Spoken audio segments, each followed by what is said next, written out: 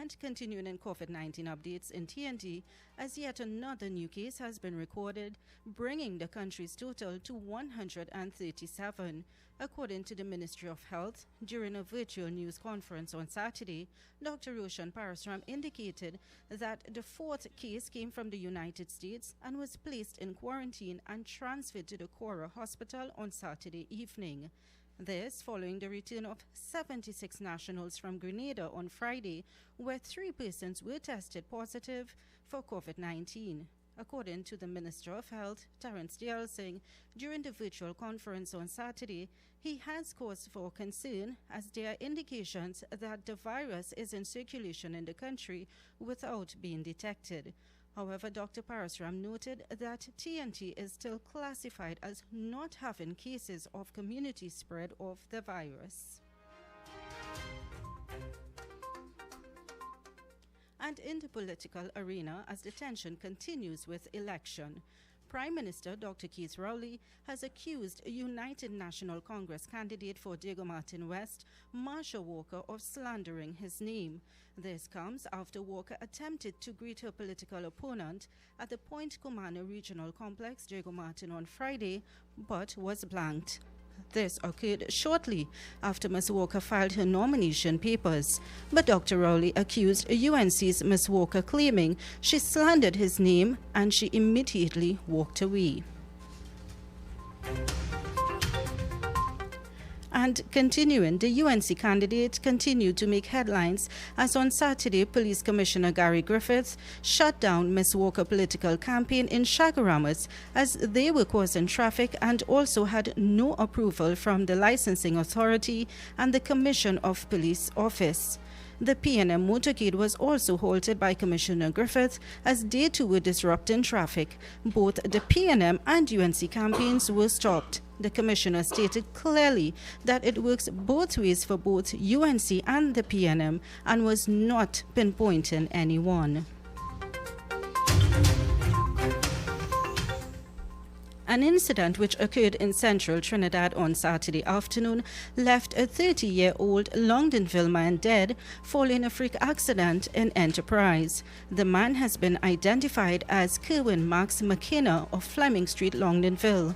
According to a police report, McKenna attempted to jump off a truck transporting concrete blocks along Southern Main Road Enterprise around midday on Saturday. But when his footing was not stable enough and he slipped and fell under the truck, which incidentally rolled over him. However, he died on the spot. The Chaguanas police were notified and responded immediately, but McKenna had already died on the spot. The body was viewed by a district medical officer and removed from the scene.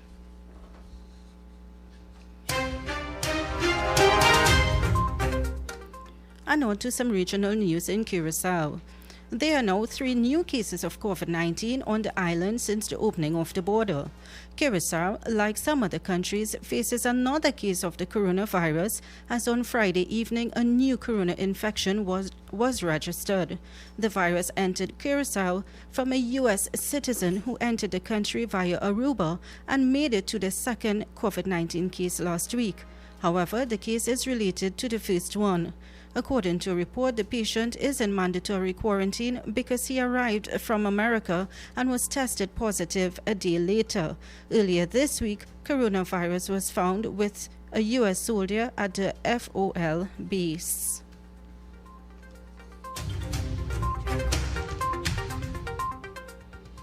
And now for some international news, according to a BBC report. As the COVID-19 pandemic continues to fluctuate globally, the World Health Organization said on Saturday that new cases rose by almost 260,000 in 24 hours. Officials said it was the largest single-day increase since the pandemic began and the first time the number of new daily infections has surpassed 250,000. But the European United leaders trying to hammer out a huge post-corona coronavirus economic recovery plan and now in an unscheduled third day of a testy summit in Brussels. However, some member states believe the proposed €750 billion package is too large and should come as loans rather than grants to aid as a recovery package.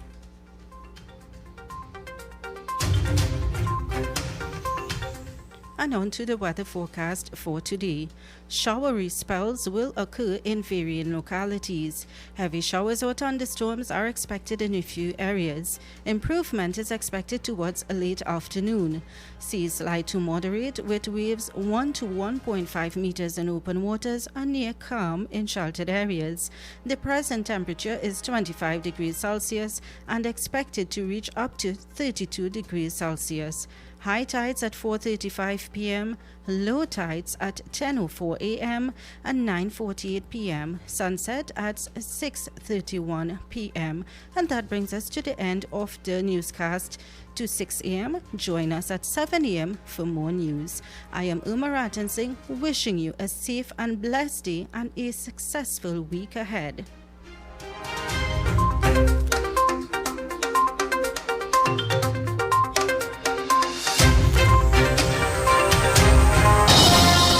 That was Major News to the Hour, brought to you by Crystal Beverages Company, Super Quality Supermarket, Sheikh Leisha Limited, and the Trinidad and Tobago News Day.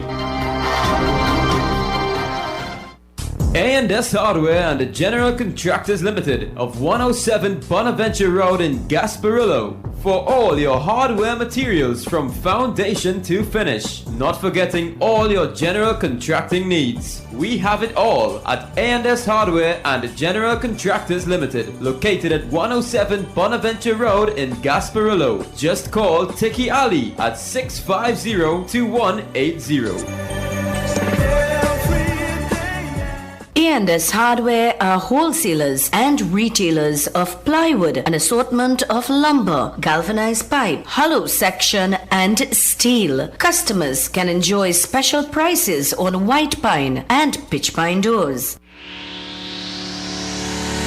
Kathy's Cool Spot Enterprises Limited, number 86 Pearville, opposite the TSTT Exchange in Mayaro. We specialize in all types of meats, dry goods, liqueur, beverages, ice, LPG, gas, motor oils, stationery supplies, and photocopying. We also provide rentals of tents and chairs for your every occasion. Come in and take advantage of our specials at reduced prices on liqueur, wholesale and retail. We are open every day, even on public holidays, for your convenience.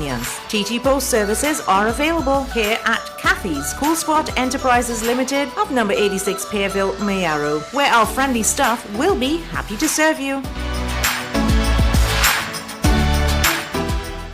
Attention all bakers, doubles vendors and roti makers. Try our high quality unbleached bromate free all-purpose and baker's flour. Low price and conveniently packaged in 2 pounds, 2 kg, 10 kg and 25 kg bags. For wholesale and retail prices, contact Shiklisha Limited 665-3336 or visit us at Warrenville, Canupia. Shiklisha Limited, quality you can trust.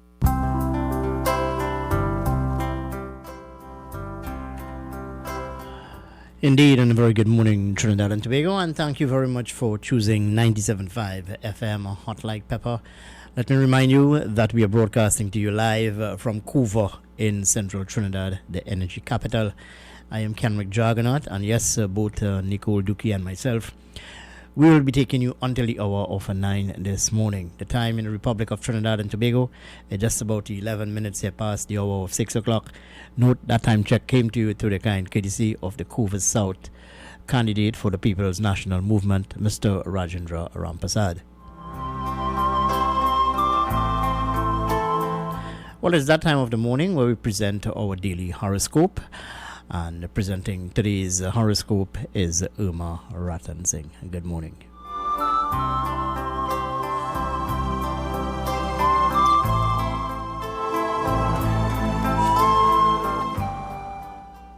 Welcome to your daily horoscope for Monday, July 20th, 2020.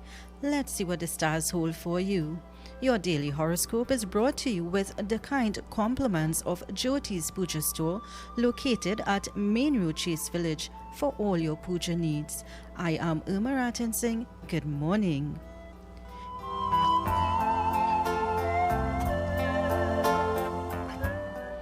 Aries, your color is bloodstone. It's time to admit to yourself that the approach you have adopted have been flawed. Whilst you would prefer to ignore this, results speak for themselves. The planetary backdrop should help you avoid making the same mistakes in the future. Your personal life will suffer from an excess of nervous energy and tension.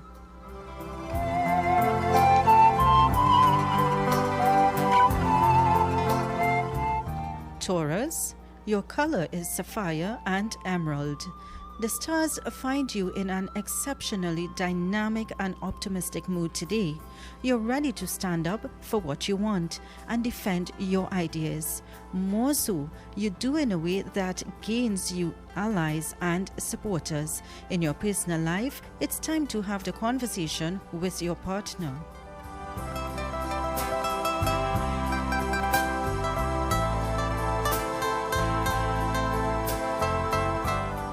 Gemini, your color is pearl.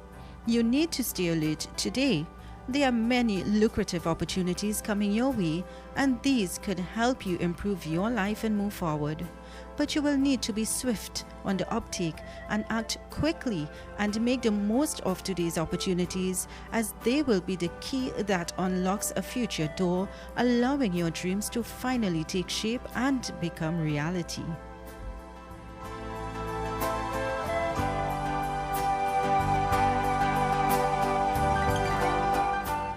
Cancer, your color ruby and amber. You have a great deal of self-conviction, so malicious and negative comments from other people should not be much concern to you, as such people are only acting in this way to hurt you and make you deviate from your proper path. So focus on your goals and do not allow yourself to be influenced by external factors.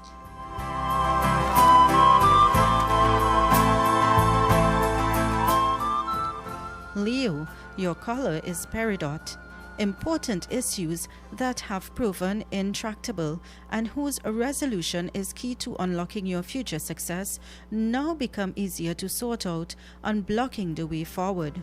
With open water ahead of you and a positive mood, you will be successful in taking steps that will further your aims, which will come as a great relief to you. Today, you will be in a good mood, filled with confidence.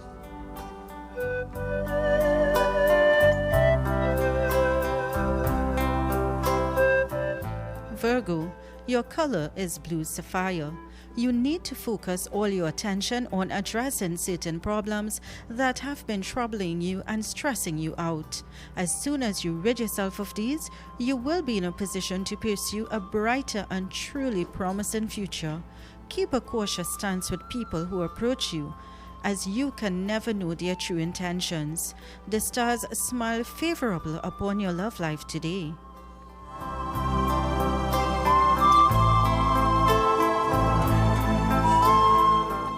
Libra, your color is opal. You are feeling refreshed and renewed. The good mood you are in helps you to see life in a more positive, optimistic light, with the net result that you can find it easier to tackle and solve problems which might have troubled you long and hard in the past. Try to make some time to devote to your relationship today.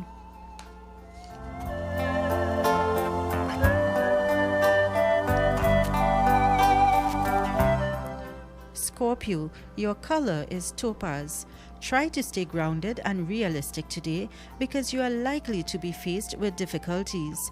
You need to be in a state to make the right decisions and avoid falling into a trap. Employ your reason and intuition so that you can always be one step ahead, and you will find yourself emerging from today's trials unscattered.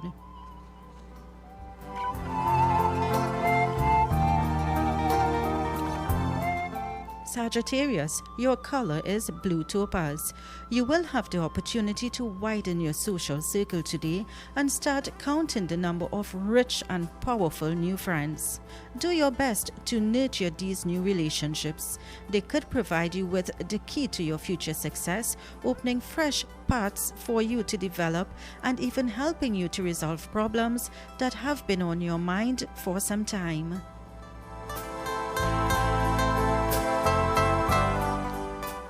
Capricorn, your color is ruby.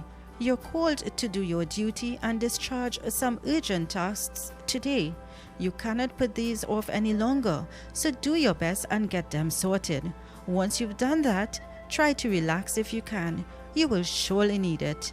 You will have to contend with arguments and disagreements in your personal life today.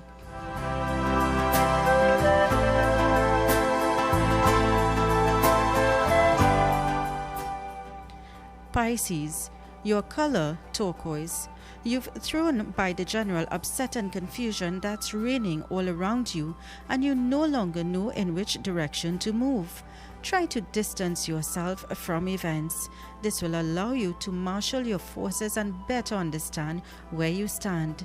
The situation will soon settle down a bit, allowing you to take action.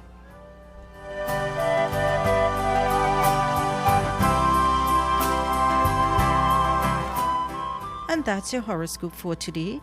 Join me tomorrow, same time, for your daily horoscope with the kind compliments of Jyoti's Puja Store, Main Road, Chase Village. I am Uma Ratan Singh, wishing you a blessed, safe and positive day ahead and a most successful week. Remember, you can't find the sunshine, so be the sunshine.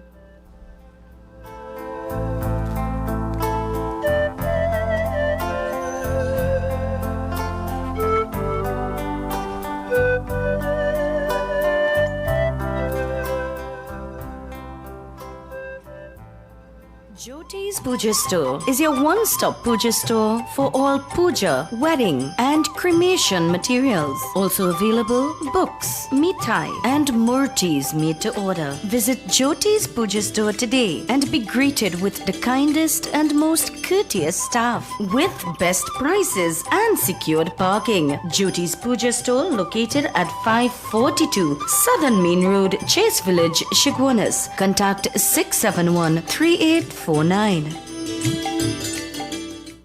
You can now listen to business news Monday to Fridays at 5 p.m. Get updated on all the latest business developments. Tune in to U97.5 Hot Like Pepper Multicultural Radio, where we keep you informed, educated, and entertained.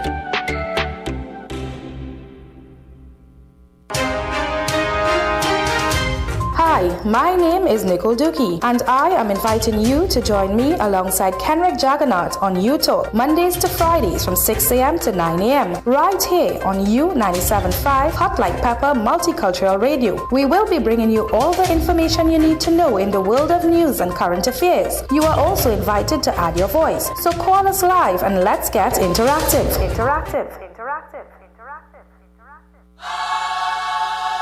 Puzzle lovers, rejoice! Your free 24-page Newsday puzzle book is now available twice a week, only in your Trinidad and Tobago Newsday. Now you really can look forward to staying home. Newsday, independent and credible.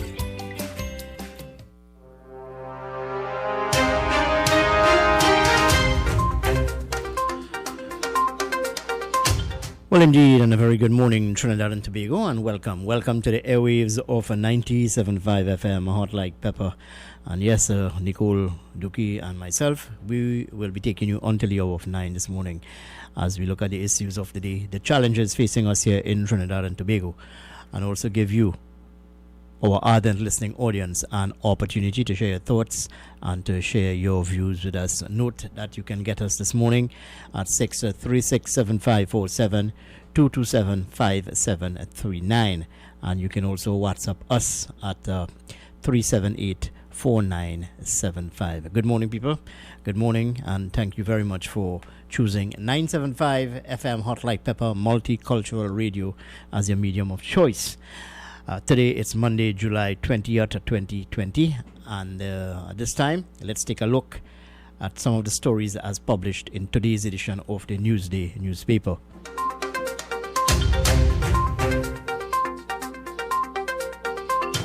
Remember, you can go outside there and purchase your copy of today's publication. It is priced at only $3 and it's available at all leading newsstands throughout the country. Today's edition, 84 pages in total, and get your copy this morning. It is chock full of news, views, interviews, and you can also catch the latest in the world of sports. So let's take a look now at some of the stories published in today's edition. A very graphic photograph indeed on the cover of today's Newsday. UNC candidates, UNC supporters congregated in their numbers at 6th Avenue in Barataria at the start of a motorcade in support of Barataria San Juan candidate Saddam Hussein. Well, the election fever has certainly heated up. Yesterday I was in the Shogunas area and I met up with Clarence Rambarat, who is the People's National Movement candidate for the constituency of Shogunas East. And I also met up with Vandana Mohit, who is the UNC's candidate for that constituency. A bit later on in the day, that is on this morning's program, just after the 8 o'clock hour, I'll be engaging in conversation with Vandana Mohit. Let me remind you that tomorrow I'll be chatting with Clarence Rambarat. So we're keeping you abreast of all of the developments in the politics of the day. We refer to ourselves, when I say ourselves, 975 as the election headquarters, the 2020 general election headquarters, where we'll keep you abreast of all that is taking place, or rather most that is taking place in the politics of the day. All right, so in today's edition of the Newsday newspaper, accused of defamation in text message exchange, Dr. Rudal Munilal takes Prime Minister to court. Yes, Dr. Rudal Munilal, the UNC's candidate for Oropouche East. Well, according to the story, he is taking Prime Minister Dr. Keith Rowley to court. Dr. Rowley accused of defamation in text message exchange. That story, you can get the details on page 3. But let me just share this with you. Oropouche is a candidate for the United National Congress. Dr. Rudal Munilal has taken legal action against the Prime Minister, a daily newspaper, and its editor-in-chief for defamation. He is seeking an injunction restraining Dr. Rowley and the Trinidad Express from publishing defamatory statements against him about an alleged text message exchange in January. Very interesting developments taking place there. Kamla Prasad Bisesa, the opposition leader, take corruption claims to the police. Anyone with evidence of corruption or misbehavior by former People's Partnership ministers should take it to the police. This according to Oropouche East, or rather the opposition leader Kamla Prasad Bisesa, as she spoke on Sunday. Padarat, it's not me. The last person who tested positive for COVID-19 is not UNC's candidate for Princestown, Barry Padarat. It is not me, he said. I have had 3 tests over the past 2 weeks and all have returned negative. So, those stories on page 3. Progressive Democratic Patriots political leader Watson Duke says the political party, which gets the majority of seats in Trinidad in the August 10 general election, will have to negotiate with his party if it wins the 2 Tobago seats.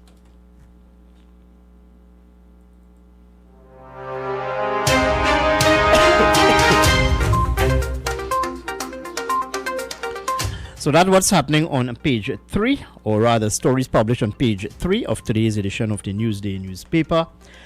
Council to discuss Prasad Bisesa's alleged racist remark. Chairman of the Council for Responsible Political Behavior, Dr. Bishnu Raghunath, says the body will meet to discuss opposition leader Kamla Prasad Bisesa's alleged racist description of the Prime Minister. But just as an aside, I wonder if this council would have taken issue with Hilton Sandy when he made a racist remark some time back talking about the Calcutta ship. But it's a matter which we'll continue to discuss here. You see, some of these bodies tend to put forward argument conveniently, so to speak, of course. All right. PNM's Women League accuses UNC leader of race baiting. UPP, we will not be squeezed. The political leader of the Unrepresented People's Party, attorney Kenneth Monroe Brown, was the party's only candidate able to find nomination papers last Friday. And yes, this has been a bloody weekend thus far. You can catch the details on page 5. My understanding is over 6 or 7 people would have been murdered between Friday evening and yesterday. The killing fields of Trinidad and Tobago. The murder toll for the year, listen to this, folks. The murder toll for the year now stands at 253. A very frightening figure indeed, Very frightening figure indeed, yes. The movement for social justice to PNM, UNC, stop blaming each other. You both failed. Trinidad and Tobago students in India excited to return home on Tuesday. Those stories on page 5 of today's edition. Kamla Prasad Bisesa rubbishes PM's WASA claims. Opposition leader Kamla Prasad Bisesa has rubbished claims by the Prime Minister that the United National Congress is interfering with the water supply to influence votes in certain parts of the country. Now let me editorialize here a bit. That is total rubbish. Utter madness. Sometimes, you have political leaders will make statements just to get a headline, Is there any merit in this? How come Kamla Prasad Bisesa can interfere with the distribution of water supply to certain jurisdictions? I mean, to me, that is utter ridiculous. Let's go on with some more stories on today's edition of the Newsday. Movement for Social Justice Faizabad candidate reports assault. Well, you'll hear more and more of these developments or more and more of these claims, as we head up to the general election of August 10th. UNC tells Prime Minister put refinery deal on hold. Remember last week, Prime Minister Dr. Keith Rowley challenged the OWTU and by extension Patriotic Energies Limited to sign on the dotted line to run and operate the refinery. All right, so those are about some of the stories as published in today's edition of the Newsday newspaper. Prime Minister tells fellow candidates, PNM, the only choice for future of Trinidad and Tobago. And the MSJ, no political alliances post-election. Interesting, very interesting indeed. Anyway, I have a caller here on this line before I go to some commercials here this morning. Hello, good morning, and welcome, and thanks for staying with us here. Good morning. And pleasant good morning to you, Kenrick. Yeah, good morning to you, Mr. Bangladesh. Quickly, I have to go to some commercials. Yeah, go ahead. I hope you had a wonderful weekend. Yes, I did. So you meet people, and people have ideas, and they could do it now. Mm-hmm. But I already call about when Mr. Rowley attacked Mr. Warner, mm-hmm. and I feel hurt.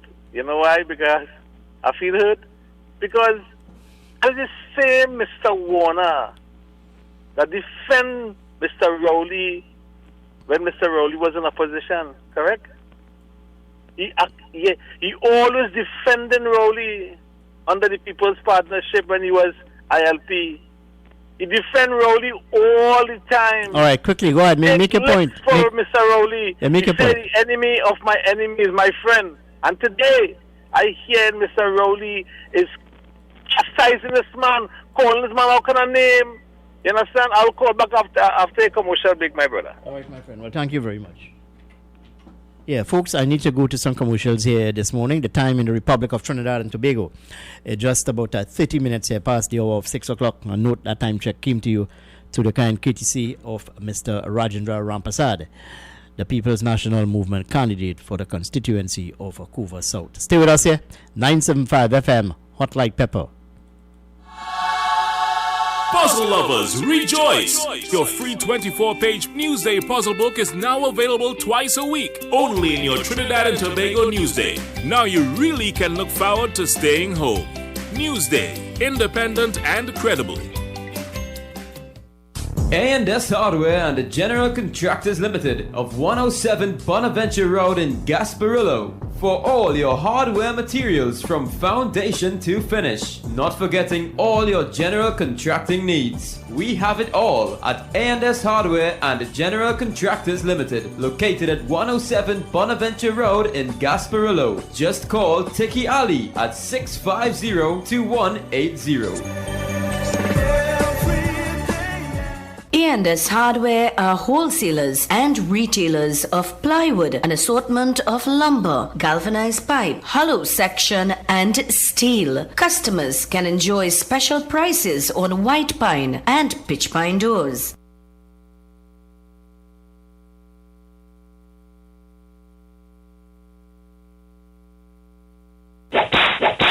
It is back.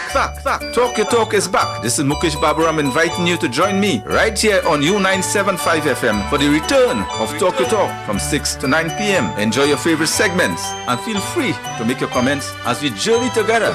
So join me, Mukesh Baburam, for Talk Your Talk. The following is a paid political announcement. This ad brought to you by the PNM. With a golden pen, sign my name, yeah. Anyway, we vote in PNM. Sign my name, it's a PNM pen, yeah. I want you sign my name, it's a PNM pen. We vote in PNM. On August 10th, vote PNM. Great is the PNM. That was a paid political announcement. Join us on the journey to the polls. Find out about the candidates, the campaigns, the promises, and much more. You can now listen to your daily dose of politics, Mondays to Fridays at 1 p.m. right here on U97.5, Hot Like Pepper Multicultural Radio. A&S Hardware and General Contractors Limited of 107 Bonaventure Road in Gasparillo for all your hardware materials from foundation to finish. Not forgetting all your general contracting needs. We have it all at A&S Hardware and General Contractors Limited, located at 107 Bonaventure Road in Gasparillo. Just call Tiki Ali at 650-2180. A&S Hardware are wholesalers and retailers of plywood, an assortment of lumber, galvanized pipe, hollow section, and steel. Customers can enjoy special prices on white pine and pitch pine doors.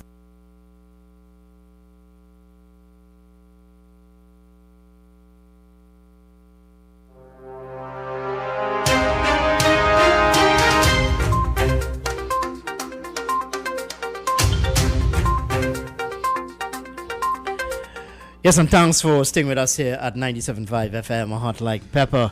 Well, sharing the studio with me this morning is the lovely Nicole Dookie. She would have survived. Yes, and I use that word. Let me underscore that word. She would have survived the weekend after engaging in celebrating her 16th birthday. So good morning to you, Nicole. Good morning and welcome. Good morning. How was your weekend? Good morning to you, Kenrick. Good morning to our listeners on U97.5. Good morning to our viewers on our Facebook YouTube channel. Yeah. And Kenrick, I'm great. And yes, I survived the weekend. I partied 3 days. Anyway, Nicole, we into a very hectic period, getting closer to Election Day 2020, the 10th of August, and a number of parties are whipping up support for as they lead up to that day itself. Kenrick, it was a very, very busy weekend. Yes, it was. And as I told the audience over the weekend, well, yesterday to be exact, I spoke with Clarence Rambarat, who is the candidate for the People's National Movement for the constituency of Shogunas East, so too Vandana Mohit, and they did agree to conduct an interview with me, one today and tomorrow. So we'll hear what these candidates have to say, and we refer to ourselves as the political headquarters of Trinidad and Tobago. We'll keep you abreast, as I said, of most of the political developments. But Nicole, we have some callers here on the line already. Let's hear what they have to say to us. Hello, good morning. All right, I'm hoping it's not going to be one of those morning, So you can call us at 636-7547-227-5739 and 378-4975. That's our WhatsApp number. 378-4975.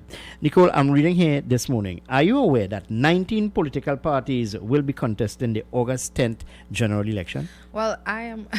I read that article this morning. I actually have the article in front of me here. Yeah. And I'm like, some of these names I've never heard before. Well, sometimes I'm at a loss. Well, all of these political parties carry an acronym, and sometimes it is very challenging to come to grasp what the acronym is all about. Yes, 19 political parties will contest the August 10th general election.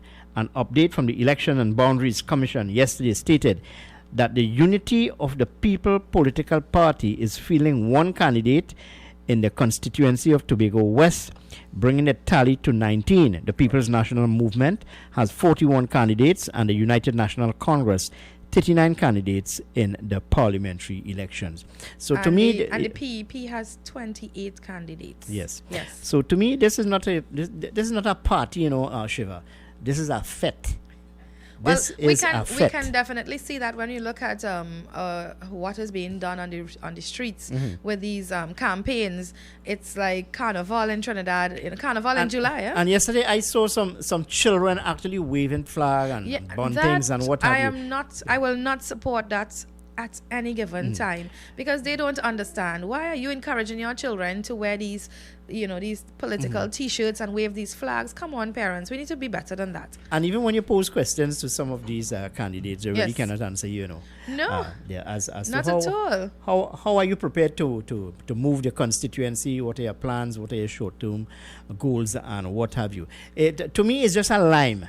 It's a line. Kenrick, I was just telling you off air over the weekend, one of the candidates contesting the elections in my constituency, and it's St. Augustine, so it's a big 5 candidates, right? One of the candidates did a drive-through, and all I'm hearing is good morning, good morning. I'm not hearing anything else, nothing, nothing with substance to make me think, well, hey, I should give this person my vote. I'm not going to, bring out the name of the party to anybody.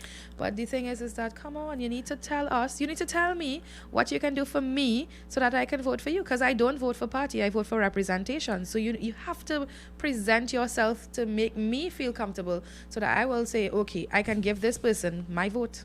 All right, general election 2020. What are the issues outside there? What are the challenges? And these are some of the questions which the electorate ought to be asking these candidates. Anyway, I have a number of callers here on the line. Hello, good morning, and welcome to 97.5. Good morning. Morning, Ms. Anduki. Morning, Mr. Kenrick. Nicole Duki. What's wrong with you, boy? Nicole. Huh? I mean, Mr. Kenrick, I tell you lady morning so late. Yeah. But Mr. Kenrick, I saw I was not aware. I saw 29 parties. I don't know how these parties when they get known to us before the election. Besides that, too, as you were saying, all I hear is drum beating, and one of the parties saying, "What the candidate got married at work? If she got married at work, I mean, and that's why I hear. So when I listen to this campaign passing by different parties, I say, but the candidate telling us what they will do different from the other candidate, especially where you are a new candidate. Yes. And we're not hearing these things.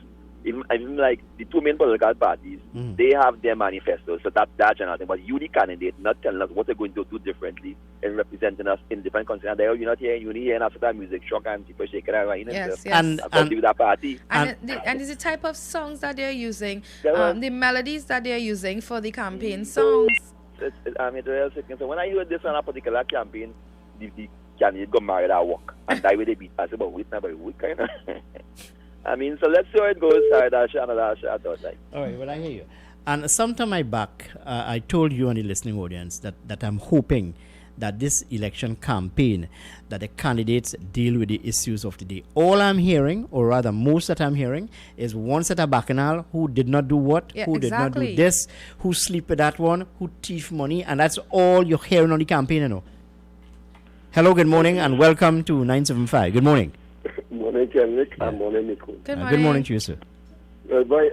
My candidate, Dinesh Rambali, passed on my week over the weekend. This man stopped on a truck and waving. But this was probably the weekend for them to pass and wave, because I experienced the same thing. So, I had to laugh on the main road you're passing. So you even know who live in a certain street off the main road because you're walking, you're talking to nobody. You pass in a truck and waving for everybody. How you go ask, how people could ask you a question? That is how they campaign now. If I put a truck on your wheel. Well, they were waving and behaving as though they would have already won the seat. That's how they behaving, you know. You know, one good thing I like on your sense you say it. If you want to be rich, go into politics. And that is so true because if people stop passing and talking to you and ask you anything. If you pass in a truck and you waving, and playing that sort of hard music, you can't even call your name several, you can't say nothing. That is how you going to generate your support and all that. So in essence, my friend, you are disgusted with the level of campaigning you would have seen thus far. No, yeah, it's the worst I ever see in campaigning is now. But last time I listened to Dr. Rowley and in Tobago, I had was listening, and hear what happened. That means I frightened. I ain't going to anything. The Munila says sue him.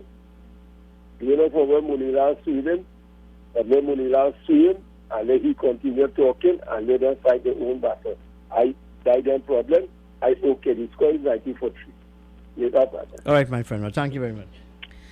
Kenrick on the issue of... Oh, you have a call we have a call in line. Hello, good morning. Welcome to 97.5. Good morning. Good morning, Kenrick. Good morning, Nicole. Good morning. Yeah, we're talking here about the level... We can't please trade that, isn't quite true. It's hard to please. We don't ever see the candidate. The man passed that truck and wait for you and you see him, now you're complaining. Quite true, quite true. Kenrick.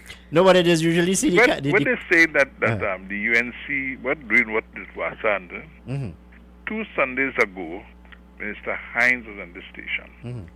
And I called and appealed to him to use his office to ensure a more equitable distribution of water so that people south of the Carney can get water. And he said, he can't do that, it's Wassa. So is he telling me that the UNC have a greater influence on what happens in Wassa, and he, as the minister, he might as well not take that check at the end of the month, resign the portfolio and take a walk. All right. I am fed up. Sorry? Yeah, let me walk you through this. Here it is. You have a number of constituencies, especially in rural Trinidad, have not been able to get, let's say, a water supply on a regular basis. Now, that is one of the issues being bandied about on the hustings, a lack of proper water supply. The People's National Movement now is making a claim that Kamla Prasad Bisesa is responsible for that because she's interfering with the water distribution in Wassa. I mean, how much more ridiculous can you get? This is the whole point, Kenrick, and as far as I'm concerned, people following that stupidness. A man will come on this radio station and say, is Wassa doing that? He can't do nothing more that. But if Kamla could influence Wassa, and you, the minister, boss, leave the check, leave the people money alone, and let Kamla come and influence them. And let me further provoke you. Here it is, operatives of the People's National Movement taking issue with some sort of utterances coming from Kamla Prasad Bisesa, whether it's black or whether it's blank. They're taking serious issue with that. But here it is, Chris. These people did not take issue with Hilton Sandy and the Calcutta ship. I'm just trying to draw them out of the hypocrisy, you know. That's what I'm talking about here this morning. And not only that, we had a big Black Lives Matters. Yeah. So what is it? What's the problem? I want to know something. Is Hispanic a bad word? Is Caucasian a bad word? Well, how come black become a bad word? What? You're so afraid to be black? I don't understand why people are afraid to be black. I hear black is beautiful. So they call you blackish to say I'm beautiful. Where's this problem with being black? When they say I'm Hispanic, I'm a Caucasian, I don't hear them people crowding. Thank you very much. To me, that is a non-issue. You see, there are people who will bring that into the equation, bring that into the narrative, talking about race. But race has always been an element in any election campaign in Trinidad and Tobago. Let's take this call on the line. Hello, good morning. Welcome to 97.5. Good morning. Good morning, Mr. Jagannath. Good morning to your co-host. And good morning to you, my friend, Mr. Eli. How are you this morning? I good. Well, you said the piece right. Yeah. That of it is madness. Yeah, it's madness outside here. 19 political parties. Yeah, I tell you, it's not that fair. David Rhoda sing that song, it's not that fair. There's madness. Yeah, you know, before I close today. But what I say, I mean, I like this election. I encourage people. I don't tell people to vote for. Go down do your patriot duty. And anyone of my friend who tell me he go and vote, well, you can't contribute nothing. If you refuse to go and exercise your franchise, that means you don't care nothing. Well, you know, nomination day would have closed on Friday. Yeah. And I was hoping that more and more candidates would have thrown their hat into the political ring. I'll tell you why. All it will do, it will just fatten the coffers of the state. But it's a lot of money. It's a lot of Because- money. Because I was involved in a campaign among local government. And every day we run out of money. It's plenty more, $1,000 here. Mic and flag and jersey. 'Cause everybody wants a jersey and a cap and food. So when you really watch election in Trinidad, it's a kind of hustle here. It's a living here. And you come out in the motorcade, you better have food, you better have jersey by the barrel, and otherwise nobody want to hear you, nobody want to see. They won't vote for you, but they want a jersey and a cap. And they don't, and they want for the family living abroad too. So this is the kind of thing we go. But can I see, and I hope the past week very disturbing. Some of the trends I see, and I hope people could exercise some restraint and kind of get on to the issues. I just say, what are we going to do for the country? What I want to know this. I want to know the state of the treasury. I want to know more money spending, but I just a pie in the sky. We always hear about it. Election reform, and it will never happen in this country. So I wonder if you're pulling out the crystal ball to tell me what happened in Guyana today. That is another kata by itself, my friend. That's what I said. 99 Rabban Yajna. All right. As civilized people and our civilized world, this thing going on too long. Because a lot of people interfere with the process. You don't interfere, let the process come. August 10 will come, people go and vote, and you declare winner and you call it off. All right, well, hold on. Sanctions or no sanction, Granger not moving. He not moving. Well, boy, I wish you well. All right, friend. Thank you very much. Nicole, we need to take a commercial break. When we come back, we'll continue with our discussion. Stay with us here, 975 FM, Hot Like Pepper. Road again with U975 FM, Hot Like Pepper, Multicultural Radio. Yes, we're back with our road shows. Be part of the U975 FM bandwagon as we bring you live broadcasts from locations throughout the country. Come enjoy our company with music, entertainment, and lots of giveaways. Stay with the U975 FM, Hot Like Pepper, Multicultural Radio for greater programming as we hit the road again.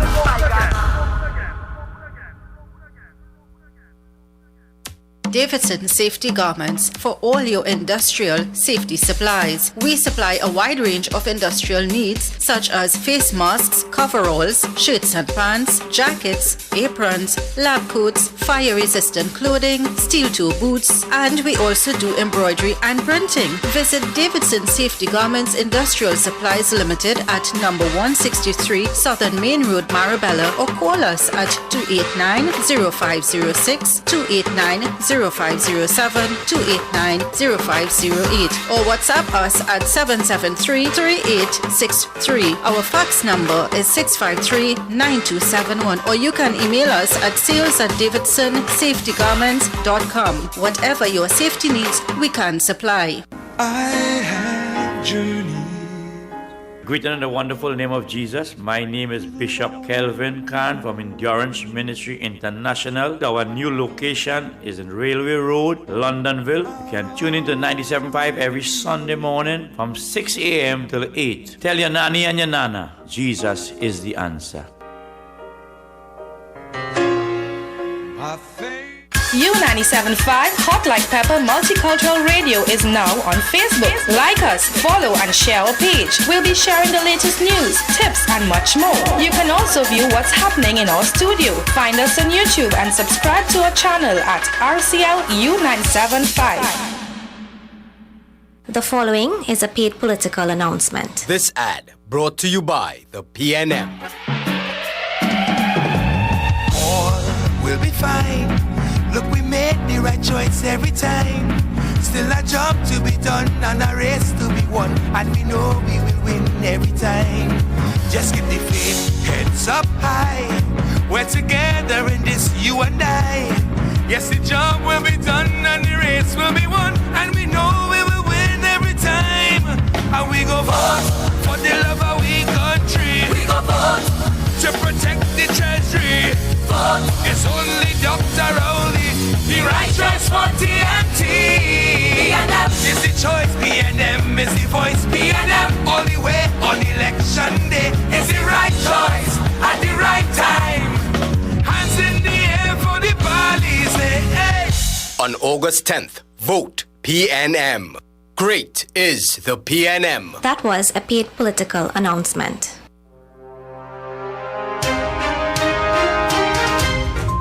Yeah, just about 8 minutes here to the hour of 7 o'clock. Note that time check came to you through the kind courtesy of Mr. Rajendra Rampasad, who is the Kufa South candidate for the People's National Movement. We have some callers on the line. Nicole. Hello, good morning, and welcome to 97.5. Good morning to you. Morning, Kenrick. And good morning to you, sir. Good morning to Ms. Dookie. Yeah. Good morning. Well, Kenrick, I am not fazed by the fact that when you see these walkabouts, you see these motorcades and the trucks and all this thing, those are not the places, that is not the place where you will hear issues. That is not the place. That is just mobilization. Mm-hmm. You understand? When they have their virtual meetings and you can watch I don't watch the PNM one, but when you watch the UNC, you hear the political leader announcing all that she plans to do to recover the economy, etc. Mm-hmm. So these walkabouts and things and this music playing, that's just mobilization. I'm not going to hold anything against them, but I say they're not discussing the issues. You can't hear issues here because if you pass it on a truck and you start to talk about what you're going to do for the economy, time you finish talking, you're down the road, the person who there, you can't hear what you say. No, but the issues are quite visible in front of you, you know. When these candidates go on their various walkabout and campaign, you have drains that have not been cleared, you have overgrown bushes, you have garbage not being collected, you have a lack of proper water supplies. It's visible, it's quite in front of you. Yeah, but Kenrick, when you're on a walkabout, you not stay in one place to discuss anything. You just meeting the people, going to the whole meeting, going into the areas. There's no time to discuss those things. You discuss those things on the platform when you're having a meeting. And let us not forget that we're in COVID, you know. Yes, quite true. And we can have these public meetings where you have 200,000 people and you gather and you can spell out all your plans and programs. No, but hold on. But we have so many people that are on the road. I mean, it's a carnival-like atmosphere right now in Trinidad and Tobago. Well, it's called mobilization. That is what it is. And we in the midst of COVID-19, right? Yes. Wow. All right. Yeah, but you don't expect to hear anything about policies and plans and program and policies when you're on the walkabout, when you see you have these big music trucks going around. That is not the place for that. All right. Thank you very much for your contribution with us here this morning. But I maintain my position and my thoughts. The issues are in front of you. That's right. Mobilization or not, I am very sorry, but you want my vote. You need to come to me and you need to tell me what you can do for me. That's why I am asking the electorate outside there, when a candidate comes to you soliciting your support, soliciting your vote, ask the question. Don't just shake my hand and say hi and introduce yourself. No. Ask the question. So how are you going to address the issue of poor garbage collection, the cleaning of drains, overgrown bushes, the environment and what have you? And it's quite visible. Look in Lange Park yesterday. They have garbage littered all over in a particular street. And I asked the question, what is going on here? Right. What is going on here? And you have candidates, walking the streets and looking at that. Yes. Yeah. Hello, good morning. Welcome to 97.5. Good morning. Hi, good morning, Sitaram. Assalamu alaikum, Mother Kendrick and sister. Good morning. What is happening? I calling to tell you all that the San Fernando West constituency on the bypass is being paving coming down to Gulf City. They're cutting the road and they're leaving. There is a place called opposite the Annan Low Price on the Gulfview Link Road, that is Sound Trunk Road, where they're going to cut and they're leaving the drain. Water is being circulated into that. That is what is the issue. They go in and put a plaster on the soil without any dressing. So that is what is happening. They're supposed to put the drainage first and then cut the road and pave it. So this is what is happening. So this is the way in which how the PNM or the PNM or whoever the name is. So thank you. To operate. Yeah. All right. Thank you. I hear you, and thank you very much, my friend, for you know. And as he mentioned, San Fernando West, Kenrick, did you know that? And this is something I noticed. A lot of parties would soon be doing. They a lot of candidates, as a matter of fact. But do you know that Faris Alwari has a mobile app? Really? Yeah, I downloaded the app to check it out. No, hold on. And as you talk about that... So there's a new type of campaigning. Winston Gypsy Peters would have decorated a van, so to speak, of course. But the thing is, Kenrick, it's not only him, it's all the parties. But this is something that Mr. Jack Warner would have done some years ago with ILP. Yes. I remember that. I remember that. No, but the question I begs to be asked. Yes. If you are decorating your vehicle with all of these paraphernalia, is that acceptable? Is that acceptable by the Transport Commissioner and by the licensing office? You know, this is a question one I know begs to be asked. I know a lot of major companies as well. They wrap their vehicles like that. So I guess, yeah. Hello, good morning. All right, I'm sorry to miss your call. You need to call us back. And on the issue of a new type of campaigning, the other thing I noticed that Mr. Watson Duke will be having a drive-in meeting. A drive-in meeting. So you sit in your car, you listen to him. I guess you have to honk the horns when you agree with what he says. Yeah. Well, last night I listened to Dr. Keith Rowley in that PNM meeting in Tobago, and while he was waxing warm, he continued to wade into the People's Partnership Administration. Yes. And more so Watson Duke. Hello, good morning. Welcome to 97.5. Good morning. Good morning, sir. Good morning. And good morning to you, sir. I am not worried about the election. People have to go to vote. Somebody going to win. But what I want, very interested in, I had read in the media about the big boss and that investigation that on the EMBD. And they say arrests are imminent. Yes. Yeah, well, we hear about arrest imminent since last year, you know. Well, I'm worried about the election. I want to say how imminent this thing is. Because I don't know who put that out on the media, but it seemed to have some teeth. Because I had said already on your past program about the EMBD and the school repairing company. They are just as guilty. So I worry about election. I will follow up this EMBD thing until something comes out of it. Thank you. All right. Well, thank you very much. Now, Nicole, there were claims being made some time back that lands developed by the EMBD for ex-Caroni workers, these lands or these parcels or some parcels of these lands were being given to a program called Land for the Landless. Yes, I remember that. Yeah, so that's an issue which is now engaging the Old Trinidad General Workers, a trade union. Let's take this call on the line. Hello, good morning, and welcome to 97.5. Good morning. Good morning, Kenrick. Good morning, sir. And the lady with you. Good morning. I hear a music truck passing up in the East-West corridor, and them singing Bye Bye Kamla. Kamla was the government. Oh, God, man. That's number one. Number two was 8 massive plant closed down in Point Lisas. Where is all that fresh water that the plant used to use going? And they could go to customers. If fresh water is using the plant to cool the plant. And number two, this thing about blank and black. Man saying this government in power and see a black cent. Thank you. Well, what a nice way to end our first hour as we head up to the 7 o'clock hour on 975. We take the 7 o'clock newscast with Irma Ratan Singh. And when we come back, a bit later on in the program, I'll be chatting with Shiraz Khan, who is contesting the Shogunas East seat as an independent candidate. So stay with us here. 975 FM, Hot Like Pepper. Time has come. New 97.5. It's your choice. Something for everyone. 975 FM. Music for you. It's all about you. U97.5 FM, Hot Like Pepper, multicultural radio. Power to the listeners. It is now time for Major News to the Hour, brought to you by Crystal Beverages Company, Super Quality Supermarket, Sheikh Elisha Limited, and the Trinidad and Tobago News Day.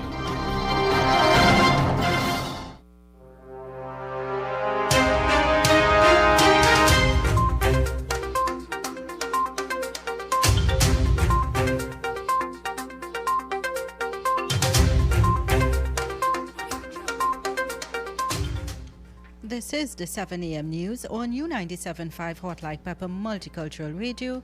I am Uma Ratan Singh. Good morning. Prime Minister Dr. Keith Rowley said there was a priority to rebuild East Tobago. He is currently in Tobago, where he took a tour of several infrastructural projects nearing completion in Roxborough. The community now has a new administrative complex, a police station, a fire station, which is 95% completed, and ongoing construction of a hospital.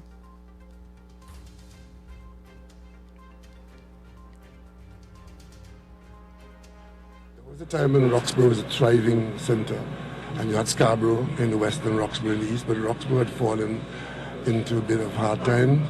Our facilities, our infrastructural facilities were either not there or had become aged. And one of the priorities that we had from 2016 was to accelerate the development of Roxborough. According to Prime Minister Dr. Keith Rowley, once completed, the Roxborough Hospital would offer the same services as any other hospital in the country. I was also very pleased to see the amount of local people who were involved in the construction. So of that 100 million, a significant portion of the labor and skill cost would have gone to those people. And that's what the construction does. Construction is the best way, the fastest way of getting money through the economy and getting people involved in earning.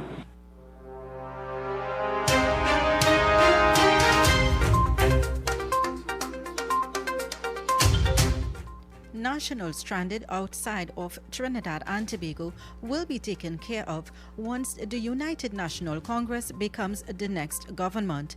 This, according to the party's political leader, Kamla Persad Bissessa. She made the statement at a virtual meeting over the weekend. Plan to open it. What, you want to keep them here forever until they find a vaccine? Suppose you don't get a vaccine for 2 years and 3 years. Are you going to leave our nationals outside our borders? You must have a plan. And I have one and we have one, but I'm not telling you.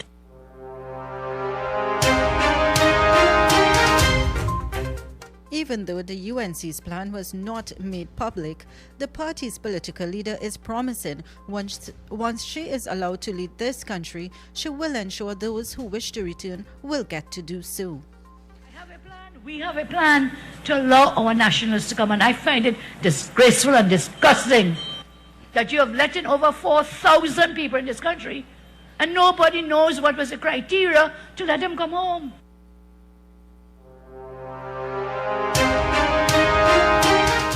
TNT nationals in India are finally granted exemptions to return home this week. This following an official statement from the Ministry of National Security indicating that exemption letters have been granted for 5 nationals studying in India to return to Trinidad on Tuesday, July 21st. However, the ministry stated that they will continue to work assiduously to process requests from exemptions from Trinidad and Tobago nationals. The MOH noted that exemptions to enter the country continues to be granted in collaboration with public health experts to mitigate the spread of COVID-19 by balancing the number of persons who are returning with available state quarantine facilities. And moving on to education, as SCA students return to school today, the Ministry of Education confirmed that primary schools across the country will reopen from today in preparation for students to write the secondary entrance assessment examination on August 20th. More than 19,000 SCA students continue preparations for the placement exam from today. But the MOE assured the nation that classrooms will be thoroughly cleaned and sanitized as it has been distributing cleaning supplies to all primary schools over the past weeks. And classrooms have been reorganized to ensure desks are 6 feet apart in keeping with physical distancing guidelines set out by the Ministry of Health.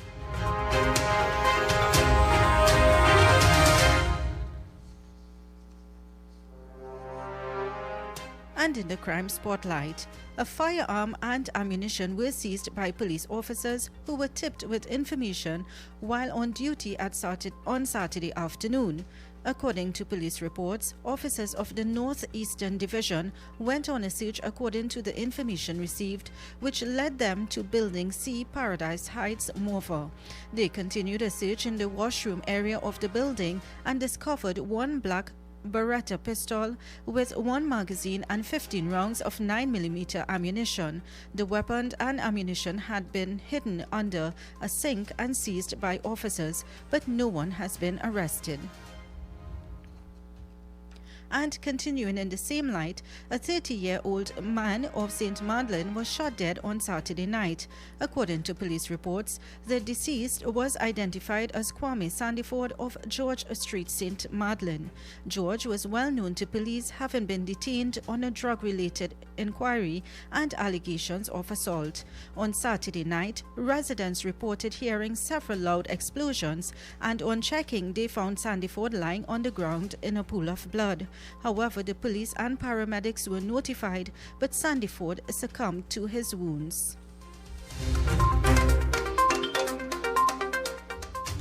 And on to some regional news in Curacao.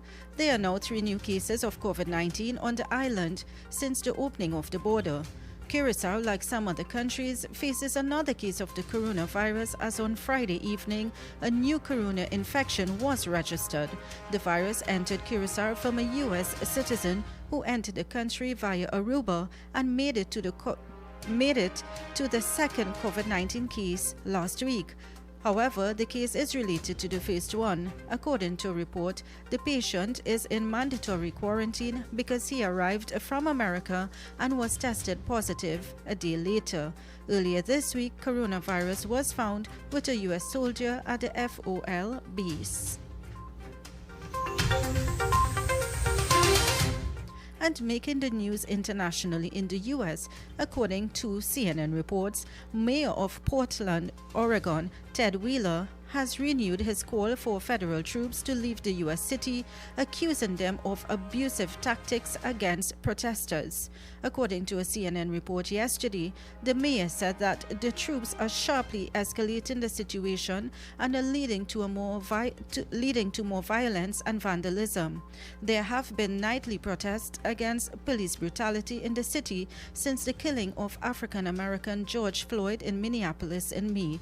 The federal government has said it is trying to restore order in Portland.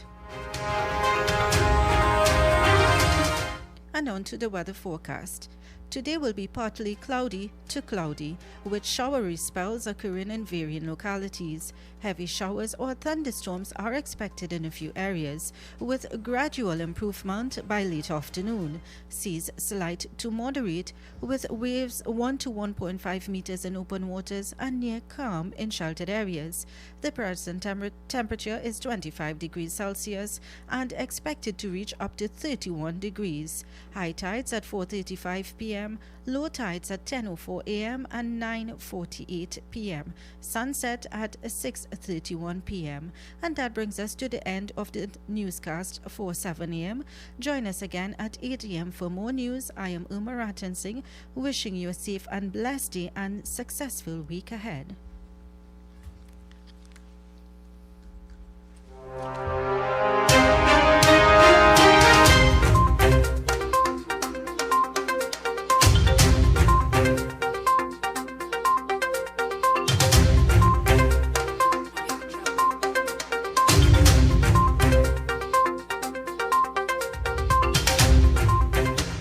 A&S Hardware and the General Contractors Limited of 107 Bonaventure Road in Gasparillo.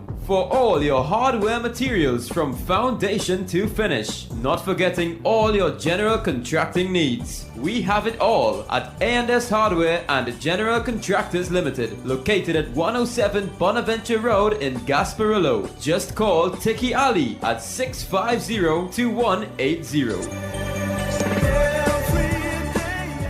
A&S Hardware are wholesalers and retailers of plywood, an assortment of lumber, galvanized pipe, hollow section, and steel. Customers can enjoy special prices on white pine and pitch pine doors. Attention all bakers, doubles vendors and roti makers. Try our high quality unbleached bromate free all-purpose and baker's flour. Low price and conveniently packaged in 2 pounds, 2 kg, 10 kg and 25 kg bags. For wholesale and retail prices, contact Shiklisha Limited 665-3336 or visit us at Warrenville, Canupia. Shiklisha Limited, quality you can trust. Kathy's Cool Spot Enterprises Limited, number 86 Pearville, opposite the TSTT Exchange in Mayaro. We specialize in all types of meats, dry goods, liquor, beverages, ice, LPG, gas, motor oils, stationery supplies, and photocopying. We also provide rentals of tents and chairs for your every occasion. Come in and take advantage of our specials at reduced prices on liquor, wholesale, and retail. We are open every day, even on public holidays, for your convenience. TT Post services are available here at Kathy's Cool Spot Enterprises Limited of number 86 Pearville, Mayaro, where our friendly staff will be happy to serve you.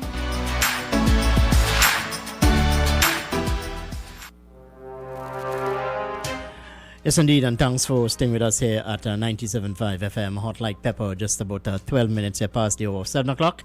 That time check came to you through the kind courtesy of Mr. Rajendra Rampasad, the Couva South candidate for the People's National Movement. And as we continue to cover all or most of the political developments taking place on the landscape thus far, for the past couple of days, we've been talking to a number of candidates. Well, on the line with me now is an independent candidate, Shiraz Khan, who is contesting the Shogunas, the East constituency, as I said, as an independent candidate. Let's take him live on the air. Good morning, Mr. Khan, and thanks for taking our call this morning. Good morning to you. Oh, good morning to you. Good morning to all your listeners.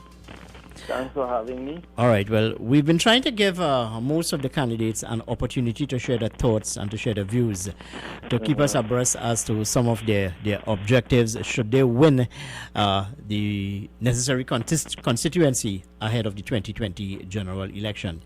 You have been looking at what is happening in the politics of the day. No doubt you are very concerned about what is happening in agriculture. You've been a voice for agriculture workers in this country, and you have called on the government of the day to look at pumping more money into the agricultural sector. First of all, Mr. Khan, tell us, why have you decided to throw your hat into the political ring as an independent candidate? All right. Let me say good morning and thank you all for having me on your program. Throw back your mind to 2010, when we did all that we could have done as a trade union, and as a farmers organization, as a Muslim organization, with the People's Partnership, more so with the then time political leader, Kamla Prasad Bisesa. And just on the after she became the official political leader of the UNC after winning the election after Basil Pandey, she came to us. That was around the 26th to the 27th, which is at that time was Titan. She met the OWC building in San Fernando, Paramount. Herself and a colleague came with her. And she said us, look, she wants all the support, and she will do as much as she could do for us to ensure that we are happy. At that time, election didn't fall as yet. And at that point in time, I told her quite frankly that when the UNC was in power, they did nothing for agriculture. They didn't do nothing for the cane farmers. And at that point in time, the sugar industry was already closed. And she said she apologized for that. And she told me to my face, we apologize and we will not make those mistakes again. So there it is. We embraced her. MSJ wasn't totally announced, but it was announced at that time, which I was a member of, a founding member. So we give UNC and the Business Partnership all our support at that point in time. Hence again, the Muslims that came at the UNC complex, we went and met her. We talked to her, we told her what our desires are of supporting her and yes, she promised us. So and behold, before the first year of the anniversary, April 21st, Easter Monday, we faced one of the most dreadful days as farmers in this country. All right. So in a sense, failed promises is one of the reasons why you have decided to throw your hat into the political ring. Yeah, but not only on 2010, it happened on 2015. All right, so let's move on with our conversation here with you. Mr. Khan, do you have any sort of affiliation or let's say have you collaborated with the movement for social justice before you would have made this decision to contest the election as an independent candidate? No, I sort of, I didn't resign. I had moved away a little bit from the movement of social justice because in the community of Shigwana City, where I grew up, Enterprise, if the people is not labor-oriented or up labor in any form or fashion. So I did tell them, look, this thing seems like an independent challenge. It is not something that we could party because what happened is that the people are fed up in the UNC and who they're complaining, they're protesting, right? When the Rowley could have said just recently that how somebody sabotaging water. We have been suffering with water problems for 5 years, 6 years. So who was sabotaging? It's telling a lie on the water workers when they are inefficient in making the necessary available to the ordinary citizen. So if you are fed up with the UNC and the PN, people telling you that, then I presented myself as an independent candidate to the people, and a lot of people accepted. When I put up my post that I was green, I spoke to about 200 people, and they said, look, this is something different.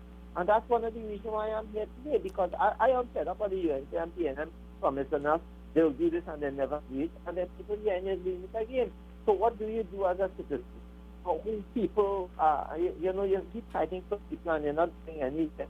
You're fighting on the outside, so why not get on the inside and see if you could, if they will support you, and see if you could get the fight from inside, because I don't have to throw no part, because that is what happens to the candidates, because the supreme leadership of the UNC and the PNM, you know, toe their line, because you can't talk out of context with them. All right. The independent candidates don't have citizens having a block vein, because the member of parliament, the House of Representatives, that is what you're supposed to do, represent the constituency that belongs to. All right, and that is not happening. All right, you talk about representation, and you've been hitting the ground running thus far, 3 weeks before a general election. What are the people telling you? How confident are you of winning the seat as an independent candidate? If it is that all the almost 300, 400 functions I visited and so on, and if the people stick to their word and they do not get a jersey with a $500 or some incentive that will give them to change their mind, I think I am a road to victory. But the thing about it is that I do not have the money. When I pass in, I just in my van normally. You see big trucks with large music system, not one, two in the Shigwana City. We are moving on, both for the PNM and UNC. I can't compete with that. So I have to move on the ground and people being set up with the UNC and PNM and try to see how best we could get things and motivate the people like that. All right. What are the issues, Mr. Khan, that you are basing your campaign on? What are the issues? Okay. Shigwana East has been neglected by both the PNM before 2010 had won the election twice. And then after that, the UNC had won twice. But the community remains the same. As I said, the destruction that UNC did in 2011 to that enterprise community on that street, bulldozing almost 200 acres of land, destroying 20 people's lives. Because in 2010, there was a young guy, 2011, sorry, there was a young guy Ryan Devanai or something like that. He was at the age of 18 planting 5 acres of sorrel fields and employing 10 people to work and so on. And today he's driving a truck for hardware. That is the destruction of what 2011 did to them. And that entire area that's very agricultural oriented has now gone up in houses. So people are unemployed, and people cannot, everybody can't be employed by the European step. Thereafter, that community does segregate. So the thing about it, we need to get there now and we can help people by getting training done, by getting other activities happening in the community, because there's a lot of good things in Enterprise. People want to condemn it and so on. Enterprise had national footballers, cricketers, Calypsonians, the Soca Monarchs from Chaguanas East. Right now, we had Calypsonians last year from Enterprise. So why is it that the community has been neglected by both parties and now telling them the same thing that I've been telling them for 25 years? Vote for me to do this, and they have not done it. All right, the main road in Enterprise is terrible. The main road in Endeavour is terrible. If you ever drive through there, to know that every year $60+ billion is being spent, and we still suffering. All right. Mr. Khan, you come up against Clarence Rambarat of the People's National Movement and Vandana Mohit of the UNC. In your campaign, what is it? What makes you different from these candidates? In essence, what greater can you offer to the people? But I don't need to bother them. If you are fed up with what the UNC and TKM are doing to you, why I have to bother to talk about them? I'm not going to talk about them. They are not, because what happens is that Clarence Rambarat is the Minister of Agriculture. What has he done with money? Right? He has to toe the line of his Prime Minister. Vandana Mohit, nice girl, she go there, she has to toe the line of Kamala Prasad, etc. What do you do different? Right? What can you do individually different? You get to the line. I don't have that. So I am not going to waste my time on both of them. There's the national issues and the policies, because people telling me in the community, vote for the lesser. Evil is evil. Evil is not evil. You have done wrong to the society for 20, 30 years. How you can come and fix it? So my issue is not that. I'm trying to awake the people to understand they can be an independent choice. They can be somebody who normally would fight for people regardless of I was in parliament or not, and not an opportunity to have a really independent choice. All right. Somebody who could do better for them. All right, Mr. Khan, let's shift focus here a bit. Should you emerge victorious after August 10th, what are some of your immediate goals to improve the constituency? What are some of your immediate goals? Mr. Khan, are you with me this morning? Hello, good morning. Hello? Well, farmers and the citizens, because we suffer for water. It has to be water. Like some people in that area get water like and no water 1 day or 2 days to the week. That have to be invested into water tanks and pumps and so on. That is something overall. And then UNC campaign is water for all by 2020 or something like that. It never happened. 2020 come and go in, and we still have water for all. Right? The Prime Minister could blame all he wants to work with his neglect to the community is far and wide and clear that even Rachel to see how he has neglected the community. He can't blame people for his inefficiencies or his ministry. We cannot be doing that. We are saying, one, we were promised since 2002, right? And 2007 again, high-class, world-class sporting facilities in the Dark Gate area. It was budgeted, and we demanded that time back that money and give us back that area. We want our community centers built. There's a preschool in the Egypt Trace that was built since 2014. Still lock up, cleaning and paying security guards down there. Since 2014, that preschool in Egypt Trace was built, and until now, another opened neither for 5 years. They have not opened up where the children could get good schooling. All right. Right? All right. They have a number of things you can do. All right, but if you ask me a question, I need to finish it. All right, no, but I want to give you as much as I want to share with you as much as possible. I want to share one thing with you though. That the sporting facilities sometimes in the savannas that we have in this area, we have to actually be begging the councillors and the mayor.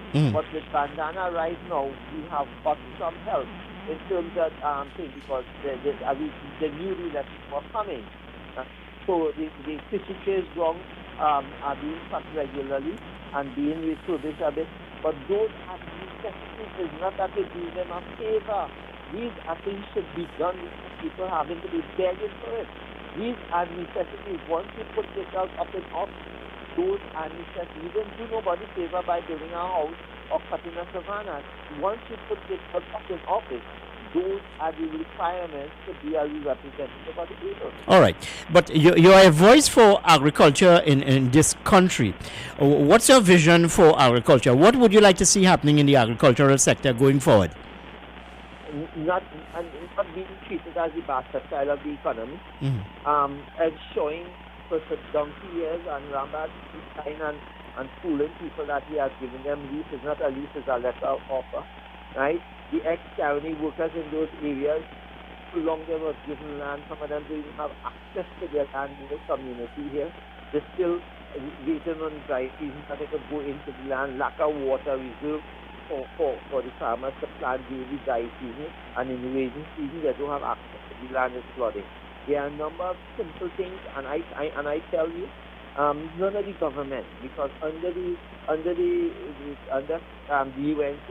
food prices soared by over 300, 400, even 1,000% on the importation. Right? Under this present government, the CNM, they did nothing about reducing the importation of food. It continued like that. Right? And we need to fight and raise, even though we did, once I get into Parliament and after the test, we should be able to raise issues that will demand that these things are being said, because you wouldn't hear that from the other politicians. They will only give it lip service about the reducing the food import only budget time. All right. Only budget time. Okay, Mr. Khan, I want to thank you very much, and we'll chat again. Already? Yeah. Already? I have some other people lined up to interview this morning. So I want to thank you very much for sharing your thoughts with us. I will speak to you again before polling day to get your thoughts on the campaign thus far. Thank you very much for being with us here this morning. Thank you very much. You're welcome. All right. That's the voice there of Mr. Shiraz Khan. He is the president of the Sheep and Goat Farmers Association, sharing some thoughts with us this morning. A voice for agriculture in this country. He is contesting as an independent candidate for the Shogmonas East constituency ahead of the 2020 general election. Stay with us here. 975 FM Hot Like Pepper. It's just about 29 minutes past the hour of 7 o'clock. And note that time check came to you through the kind courtesy of Mr. Rajendra Rampasad, who is the People's National Movement candidate for the constituency of Couva North. Stay with us here. 975 FM Hot Like Pepper. Puzzle lovers, rejoice! Your free 24-page Newsday puzzle book is now available twice a week, only in your Trinidad and Tobago Newsday. Now you really can look forward to staying home. Newsday, independent and credible.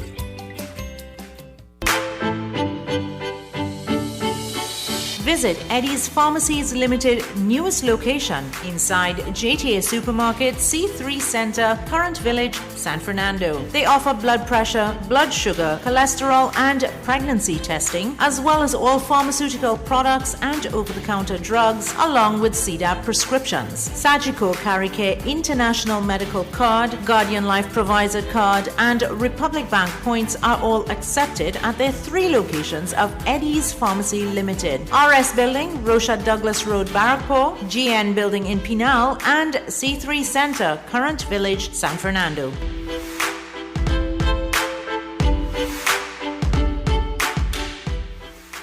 The following is a paid political announcement. This ad brought to you by the PNM. PNM is the choice, PNM is the voice, PNM all the way on election day is the right choice at the right time. Hands in the air for the Bali's, hey. On August 10th, vote PNM. Great is the PNM. That was a paid political announcement.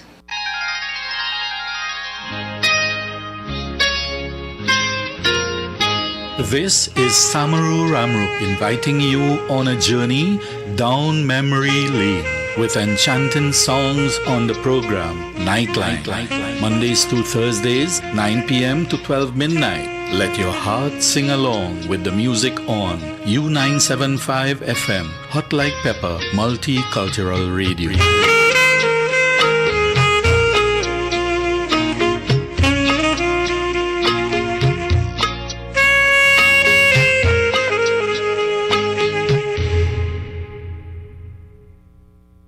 Let's talk Guyana. Join us as we share news and issues coming out of Guyana, Mondays to Fridays at 11 a.m. right here on U97.5 Hot Like Pepper Multicultural Radio.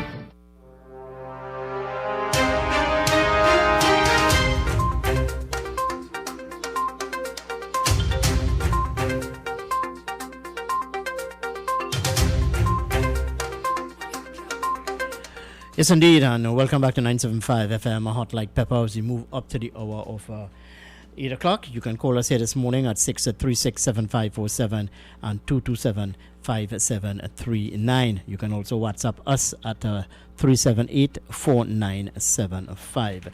Let's take a call on here on the line. Hello, good morning and welcome. Good morning.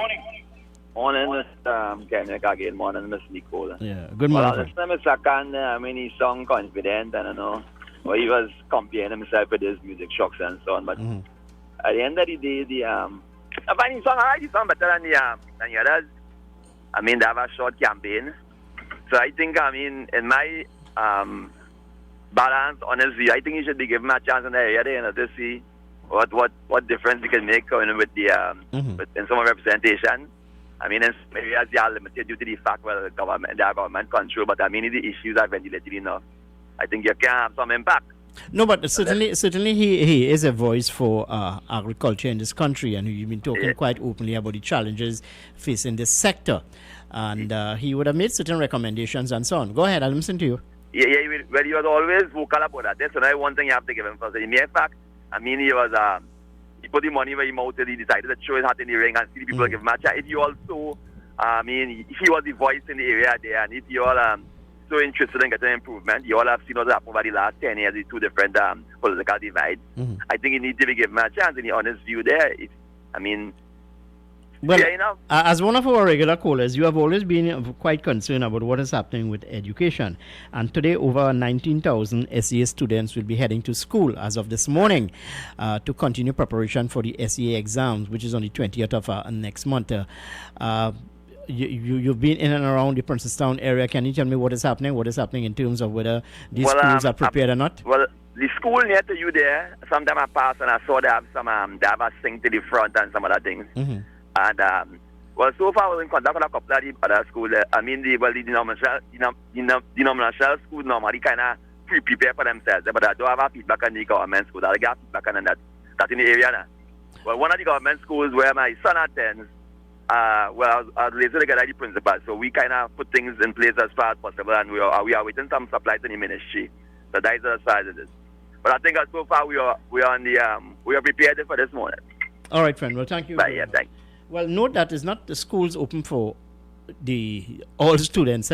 It's just for the standard 5, and teachers. Some teachers have been called out to supervise and ensure that these children, adhere to all of the guidelines. We have another caller here on the line. Hello, good morning, and welcome to 97.5. Good morning. Good morning, Kenrick. Good morning, Nicole. Good morning, Trinidad and Tobago. And good morning, Larry. Kenrick, last week Friday, I listened attentively to an interview on another frequency with one Mr. Jack Warner, where the moderator was hold up in asking questions because Mr. Jack said he wants to answer the questions first before he give a statement. And Kenrick, listening attentively to that interview and that frequency, Mr. Jack Warner blatantly said that in 2015, right, when the election was about to be held, 2 months before, he had secret meetings with the opposition leader then, Dr. Keith Rowley, who was the Prime Minister at this time. And in that meeting, Dr. Rowley had asked him to withdraw the candidacy of the ILP candidate in the era that Mr. Vasan Bharat was running for. And Dr. Keith Rowley promised him to deal with corruption and help with poverty and stuff, and now he's saying The reason why he came out back into the political arena is because Dr. Keith Rowley has broken all the promises that was made to him. So, Kenrick. So is it that Jack Warner is apologizing to the people of Trinidad and Tobago for encouraging the citizens of this country to vote in a particular way? You're coming on the road, I'm going to tell you now. So listen, there is an election in this year, and we have seen a number of campaigns taking place throughout the length and breadth of this country. But it leaves now to ask questions. Is these political parties having secret meetings with people that we don't know? Well, then one has to question Jack Warner's judgment call. Because if in 2015 you would have been of the view that the best party to vote for or to lend your support to is the People's National Movement, now you are singing another song. Exactly. Your judgment call.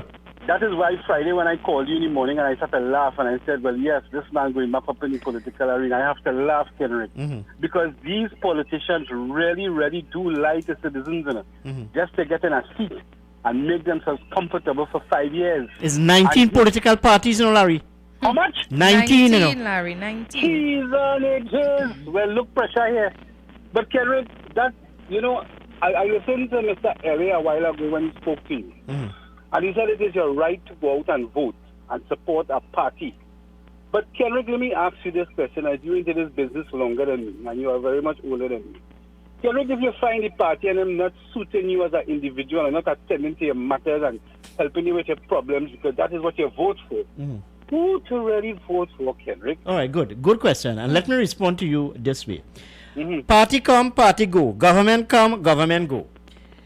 In terms of delivering of goods and service, how has it impacted on you? Positive or negative? You still continue to clamor about, lament about flooding, about poor delivery of service, especially when you go to public offices. Yeah?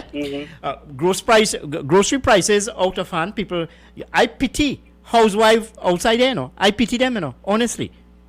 Yeah, because Kenrick, I face the grocery deal is that, my wife and son abroad, right, under COVID, the restriction, right? And I have to face the grocery, I have to face the market, and I'm feeling the heavy burden on my shoulders right now.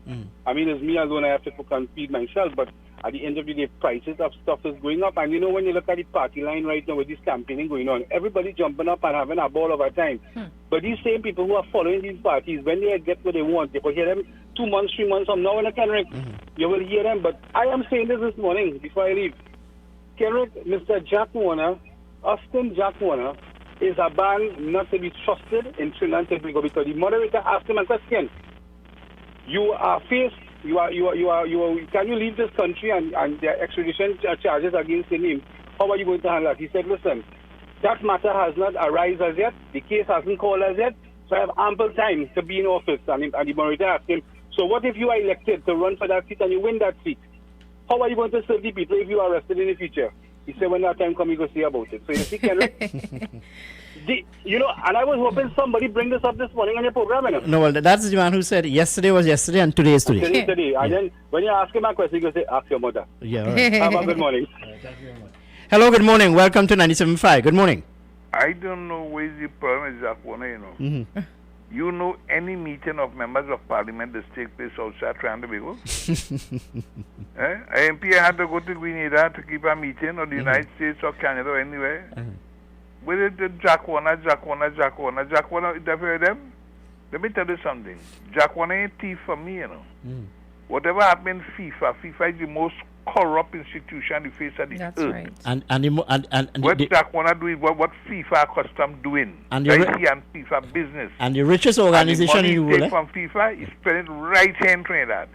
He creates employment right here. I'm not trying to say to be a criminal. I am saying leave Jack Warner alone. Jack Warner know what he doing. Mind your own business. All right. I hear you there, Chris. All right, let's take another call on the line. Hello, good morning. Welcome to 97.5. Good morning. Morning, Henrik. Good morning, friend. How are you doing? I'm doing real good, man. What's happening? Are you looking on at the politics? They declared 311. West Indies batting 17 for 1. 17 for 1, okay. Braffett outside a 47 ball and he make a run. But I don't know what. But I hear, gentlemen, that Chris just talked there? Yes. Chris, let me ask you something. If you're sure there's a fella in here, no, maybe. You're sure there's a fella in here next door to you. He's a thief. He's corrupt. Would you lock him in your house with your family and go and shop? All the fellas doesn't know what they're staying by. There's evidence outside there where the man who forget FIFA. FIFA don't belong to none of us. What FIFA do if you have evidence carried to the police for them? No. They at Jack The thing Warner. is, they lock up people in FIFA in Zurich. They have them inside. They're paying for what they do. This man hiding in Trinidad. No. My issue here is this morning. It has nothing to do with Jack Warner. It has nothing to do with FIFA and all of the allegations and claims we made. No. Kenrick, sorry to cut you. What I'm talking about here is, I am sure you thief my mango. You can't come in my yard and tell my neighbor about you. I'm not condemning you. I'm sure I see you thieving my mangoes. I have evidence. As I tell you that I resigned, I watched the Sir David Simmons inquiry there. No, hold on. I don't want to go down that route. All right, I could stop right there because I didn't call it for that. All right, go ahead. What I call it to tell you is, you see this the EBC? The EBC should stop registering people with 2 and 3 people. And you have to prove to me you have 50,000 people and more, then I register in a party. This is a joke. Yeah, well, that's what I'm saying. No, this is not a party. I said this is a fete. Yes. This morning I listening to you, I think it's worse than a fete, boy. 19. You can't go and register a party with 2 people and EBC taking that. 19 political parties in Trinidad and Tobago, why? That's a crap, man. No, listen. You don't have 50, you prove to me you have 50,000 people and more, then you come here and register. Otherwise, go for me and a man. You're making this EBC a joke. No, well, then they'll say, you know what? This is democracy. You have a right to contest an election if you wish to do so. But that is so much work, additional work for the EBC. So much, yes. This is what I say. Yeah. You know what you're doing to us. This is what I say. You know what you're doing to us. They come and register 2 people here. So you get the point I'm trying to make? I hear you. You don't have 50,000 and more? No, get out of here. But I'm going to tell you something too. I don't know if you read in 2010. It's 2010, but yes, I think it's 2010. So the godly Dr. Hamid Ghani had an article. You see the same thing with Jack Warner admit that you went and sit down with this Prime Minister and talk. COP did it, you know. He might have an article in the public domain. The COP in 2007 meet Patrick Manning in Westmoreland and he carried him to some people and they sponsored $30 million for them to fight Kamla. And you know when COP come and join them in 2010, they never tell the lady what they do. The goodly doctor to publish it and they have no shame, they never apologize, you see. All right, my friend. All right, let's okay, leave it here for a while. Yeah. Well, let's leave it here. Yes, Nicole, 19 political parties in this country. 19 contesting an election. Just the thought of it is confusing me. Just imagine. You think about it as an electorate, as an elector. When you go to stain your finger and you see all of these ballots, what do you do? Huh? What do you do? Let's take these callers on the line. Hello, good morning. Welcome to 97.5. Good morning. Hello, good morning. Hello. Hello, good morning. Welcome to 97.5. Good morning. Kenrick, a minister of government in Arima say, all are we thieves. Yeah. The press quoted him. That's Desmond Carty. With the exception of George Chambers, there isn't a prime minister who served this country who hasn't had allegations of corruption in names. So where's Jack Warner promise? He served as no prime minister. Where's Jack Warner promise people? You have too much money? No, successful? The point I make. No, just bear with me a bit. The point I'm making here this morning, Jack Warner would have endorsed that he would have supported the People's National Movement in 2015. Today, he is very critical of the People's National Movement administration thus far. My question here is, or my concern here is, your judgment call. Yeah. Where's the permit, Jack? Who feel that they're so clean? Go up for election. You form a party and go up for election and see if you get one single vote. Well, here, you get one single seat. Well, here, Chris, I do not accept 19 political parties, you know. I could accept about 100, you know why? It just fattened the coffers of Trinidad and Tobago. Yeah, you know, I tell you something. When Jack Warner was a minister in government, Jack Warner would be at his office answering his phone at 4 in the morning. And leaving their time 11 in night. That is performance of a minister. No, you're looking at the bad, the evils that were said about the man. Well, and hold on. Look at somebody good, because like Jesus Christ said, let him that is without blame cast the first stone. Well, I hear you. And those of us who want to criticize, we should first look in the mirror. All right. I remember the 2015 campaign. And in Shogunas, I was covering a political meeting of the People's National Movement. And I spoke to one Franklin Khan, who today is the energy minister. And I don't know whether Mr. Khan will remember this conversation or not. But he told me, he said, Mr. Kenrick, there's nobody in this country, and I'm just paraphrasing now, who could, let's say, give greater representation to their constituency and constituents by more than Mr. Jack Warner. In other words, he said that Jack Warner would have raised the bar of representation in the country. And that's a fact. Anybody want to dispute that, you can call me, and, well, we can argue about it. Go ahead, Nicole. I will not dispute that because I've witnessed firsthand what this man could do. You know, and I was looking at some of his stuff that they're posting on social media, and it seems like he's been well received in Lupino Bonner West. So what do you think, Kenrick? What do you think? No, well, Jack Warner is very charismatic. He has the enthusiasm, he has the drive, and what have you. But whether people will forgive him for his involvement, quote unquote, with the People's National Movement in 2015 is another question altogether. Kenrick, even in his personal life and his personal business, he would get up at 4 a.m. and he would be in the office, and staff would be bouncing in there after 8, and he's there waiting. But 2015 was yesterday. 2020 is today. True. Hello, good morning. Welcome to 97.5. Good morning. Morning, Henry. Good morning, friend. There's no politician in Trinidad today could walk any part of Trinidad like Jack Warner. Jack Warner has transformed Toronto's West. Jack Warner has won a seat when the government, the then government was in power. Take them single-handedly and won that seat. And Jack Warner is one of the hardest working ministers ever passed through Trinidad and Tobago. Nobody, and anything talk about corruption, let anyone talk about which one ain't corrupt in anyone of the party. So they can't stop Jack Warner. He's a boss by himself. Okay, friend. Well, thank you. Hello, good morning. Welcome to 97.5. Good morning. Good morning, Ms. Duki. Good morning. Good morning, Mr. Kenrick. It And seems as though good morning, morality in Trinidad and Tobago has only, when PNM in office, there's morality. But when the UNC in office, there's a different story. Let me point out why. Because I didn't say go and clear your name and come back. I didn't lose a seat in Shogunas. I win the seat and come back and lost it. So that means, so you're asking whether or not the PNM people would forgive Jack Warner. No. I'm talking about whether the electorate, I did not say PNM or UNC. Well, I probably understood you then. Yeah. So I don't think the electorate would ease Jack Warner or have any sympathy for Jack Warner. Yes, he was probably a good performing minister. But the party that he supported, the person who's going minister is saying to us, clear your name and come back. So if the opposition leader is saying that to a man, why should the citizens now accept this man? And you know what? I heard an article and I want to raise the statement. I realize that East Indian programming or stations are not, hear what they're telling me. The alleged statement that the Prime Minister, the alleged statement that the pro forma opposition or the opposition leader made is not an alleged statement. Everybody heard what she said. The question is, should she apologize or should she go down the road and say that she didn't say it? When there is a clip that she said what she said. Okay, my friend, were you that vociferous? Were you that concerned about Hilton Sandy's comments and statement when he spoke about the Calcutta ship? No one give it that necessary oxygen. But I find it very strange that people giving this oxygen blank or blank. Let's take another call on the line. Hello, good morning. Welcome to 97.5. Good morning.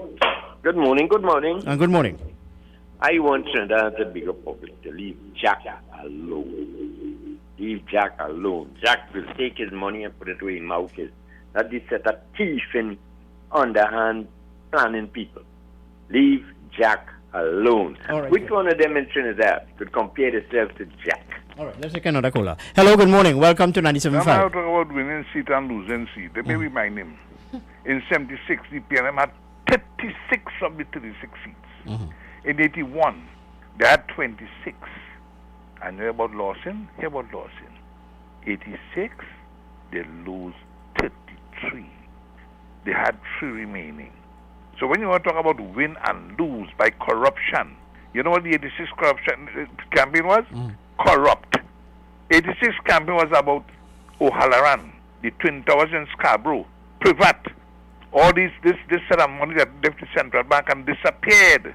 Disappeared like if a magician went and cast a wand and the money just disappeared from the central bank, from the treasury. So we come talking about corruption. talk about people as thief and worse thief. Nothing a thief more than PNM in this country. 3 oil booms, 1 prime minister in the Caribbean say, oil booms pass through Trinidad like those are salts. I only have shame or still talking about corruption. Thank you, Ken. Okay, friend. Well, thank you very much. Hello, good morning. Welcome to 97.5. Good morning. Ken? Good morning. You sure you want to hear? Yeah, I'm listening. We score. 22 for 3. Oh, Jesus Christ. The man 53 ball and he got LBW. Mm-hmm. I don't know what's wrong with Braffett, but the man, a man called just now after I call and say, if you don't have nothing, cast the first stone. Mm-hmm. I'll tell you something. I could cast a stone, mister, because I know myself. If I do anything, my father will peel his skin off my back. He don't condone it. The only thing I know I do wrong, you could call it wrong, oh boy, it is. You know how wrong was? Ken? Yeah, of course. I mean, I worked in Port for a number of years, yes. My father had Portugal, orange and pomegranate, any fruit, but the only thing we didn't have was king orange, and the estate had. Mm-hmm. And as little boys, 12, 13, we used to go there and pick. If you want to call it thief or take, because the manager used to watch me from the house and laugh. That's the only thing I know I do wrong, Chris. Other than that, I could cast a stone. So all of us know who they're talking to. All right, friend. Thank you very much. Hello, good morning. Welcome to 97.5. Good morning. Morning again, Mr. Kenwick. Yeah, go ahead. Yes, you see, because my argument is, you see, you cut me off there whether or not... No, because you're behaving very hypocritical. You're talking about claims being made and whatnot. That's why I call you. Yeah. Because Mr. Sandy, hold on, Mr. Sandy apologized, and Mr. Sandy was removed, and Mr. Sandy was immensely, the Prime Minister and all apologized to Mr. Sandy. So that garbage you come every day? No. No, hold on. You are saying that... No, you cannot compare Mr. Hilton Sandy's argument to Kamala. Why? I am comparing the argument. It probably escaped me, but I don't know that the Prime Minister would have apologized. The Prime Minister sat there and said nothing. It's only after the media called on him to make a statement, maybe he would have made a statement. And that to me is more derogatory than what opposition leader Kamla Persad-Bissessar would have said. And she's disputing she said that. Sandy is not disputing that he didn't say that. Hello, good morning. All right, I'm sorry. I need to take a commercial break. So don't come with them nonsense by me this morning, eh? The party continues this Saturday. Yes, this Saturday, the Hot Like Pepper Reloaded continues from 8 to 12 noon. Sharon Baru alongside DJ Vishal, 12 noon to 3 p.m. The captain takes full flight. Yes, Captain Kendall Juggernaut from 12 noon to 3 p.m. From 3 to 7 p.m. DJ Anil is in with a Hot Like Pepper mix. And from 7 to 1 a.m. the man Corky D is in the building and will mix it up for you into the morning. Tune in, log on 975radio.com for the Hot Like Pepper Saturdays Reloaded. The following is a paid political announcement. This ad brought to you by the PNM. PNM is a PNM power. PNM, a positive healing power. PNM, moving forward together.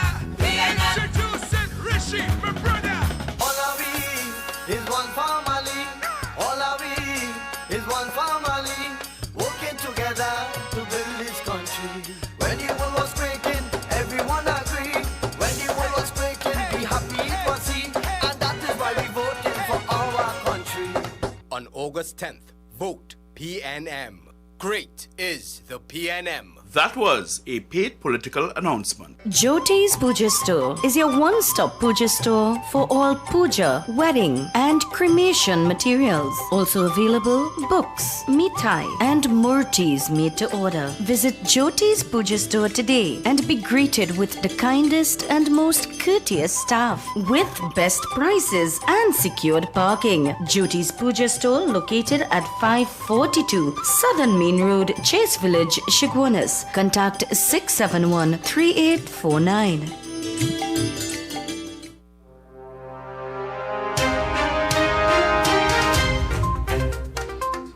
Yes, indeed, and welcome back to 975. Yeah, people may take issue with me on this program, but I really don't care. I'll tell you why.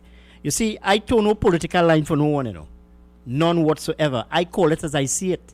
And sometimes people, you must take out the yampy from your eye and be objective.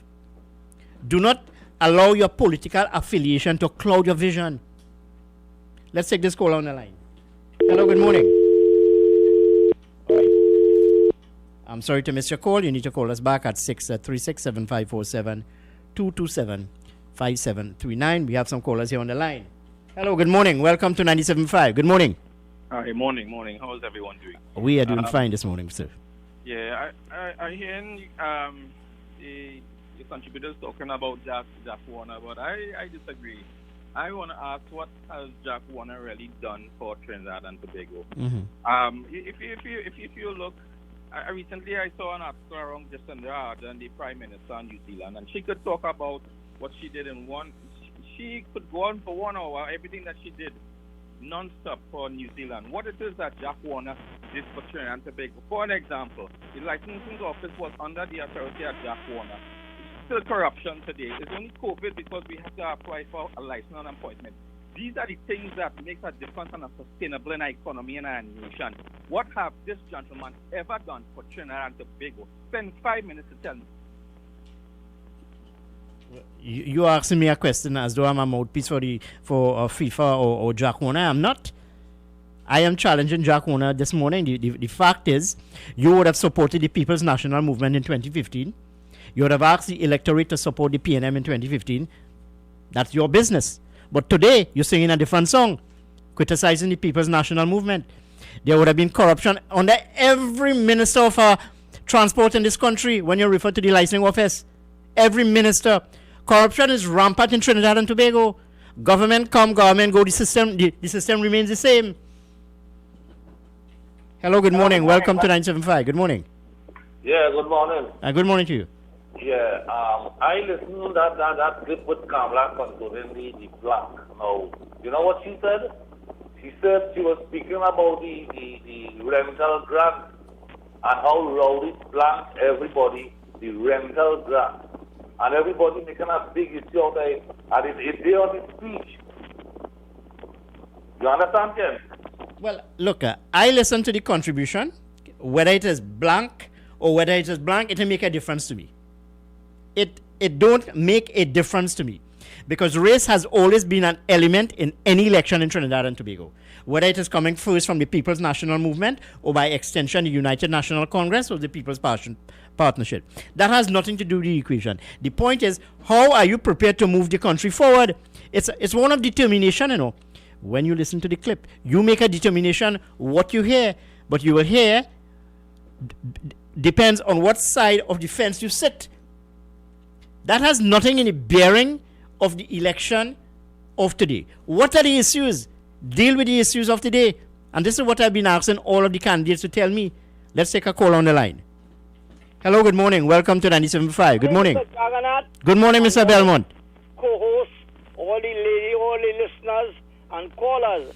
But this thing about this black, I want to remind the people, if they forget, that Dr. Rowley said over and over and over, he's the blackest man in Trinidad. And if he's the blackest man and someone slip or even intentionally said black, it's black they mean. So you must admit that you are black because you said already. Sorry to take so long. Thanks very much. Hello, good morning, and welcome to 97.5. Good morning. Let people know. Good morning. That there are 3 races. Go and check your books. Your social book will tell you that the Mongoloids, they are the Caucasian, and they are the blacks. Black is not a bad word. But when a prime minister, the father of the nation, say Indians have hookworm in their brain, I didn't hear nobody saying about that. And I have no hookworm in my brain. My brain functions well. But those who not seeing that this word black is a word used all over the world, there's no negative connotation to it, they probably have hookworm in the brains. So look in the mirror. Thanks. All right, Chris. Well, thank you very much. Folks, we're heading up to the 8 o'clock hour. It's time for the 8 o'clock newscast with Uma Ratan Singh. Stay with us here. Time has come.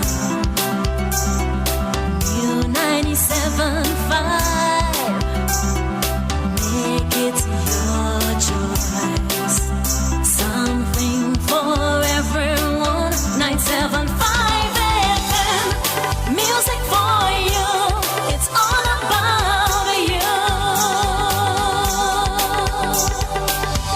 97.5 FM, Hot Like Pepper, Multicultural Radio. Power to the listeners.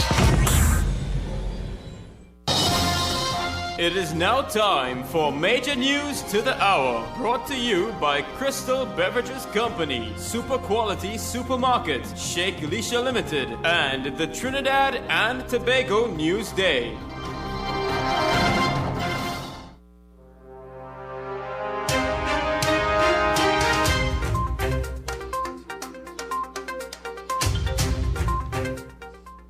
This is the 8 a.m. news on U97.5, Hot Like Pepper Multicultural Radio.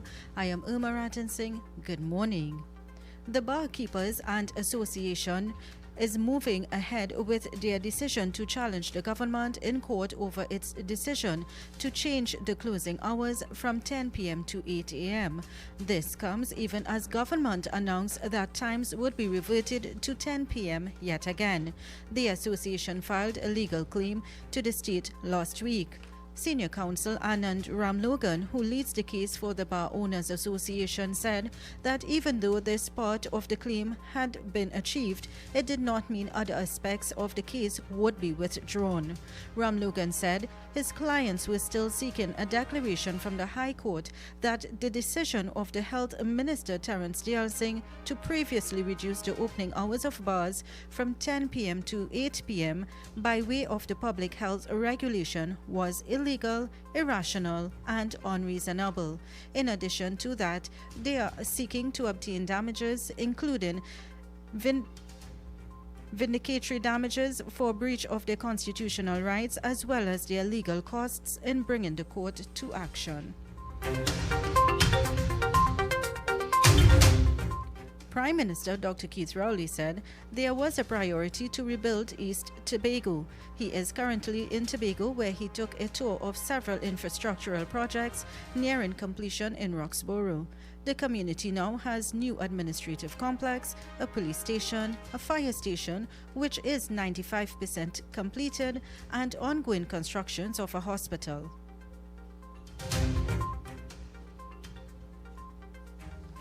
There was a time when Roxborough was a thriving centre, and you had Scarborough in the west and Roxborough in the east, but Roxborough had fallen into a bit of hard time.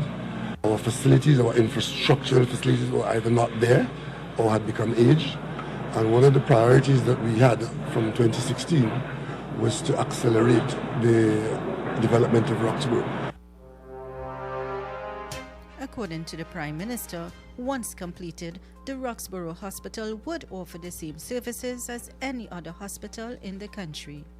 I was also very pleased to see the amount of local people who were involved in the construction. So of that 100 million, a significant portion of the labor and skill cost would have gone to those people. And that's what the construction does. Construction is the best way, the fastest way of getting money through the economy and getting people involved in earning. The voice of Prime Minister Dr. Keith Rowley. Nationals stranded outside of Trinidad and Tobago will be taken care of once the United National Congress becomes the next government. This, according to the party's political leader, Kamla Persad-Bissessar. She made the statement at a virtual meeting over the weekend. Have a plan to open it. What, you want to keep them here forever until they find a vaccine?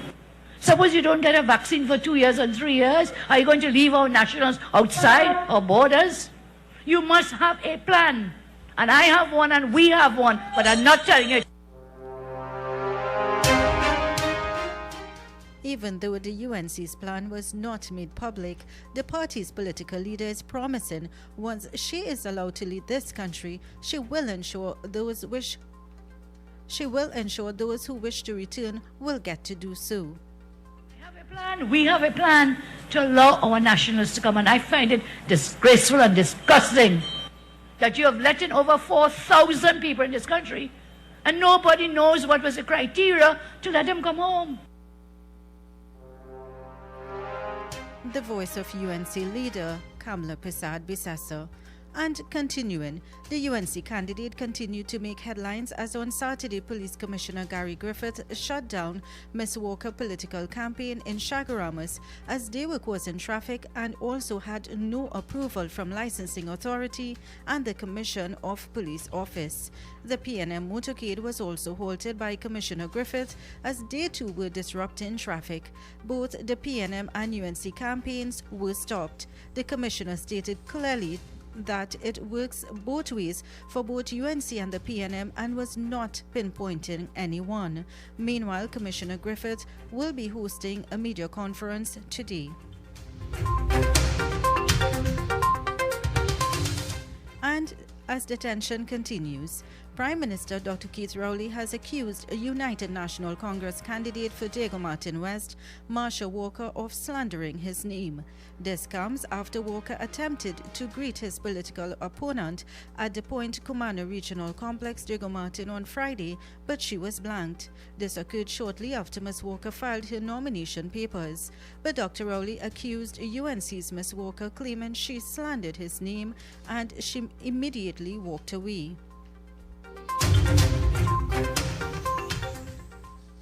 An incident which occurred in central Trinidad on Saturday afternoon left a 30-year-old Longdenville man dead following a freak accident in Enterprise. The man has been identified as Kerwin Max McKenna of Fleming Street, Longdenville. According to a police report, McKenna attempted to jump off a truck transporting concrete blocks along Southern Main Road Enterprise around midday on Saturday, but when his footing was not stable enough and he slipped and fell under the truck, which incidentally rolled over him. However, he died on the spot. The Chaguanas police were notified and responded immediately, but McKenna had already died.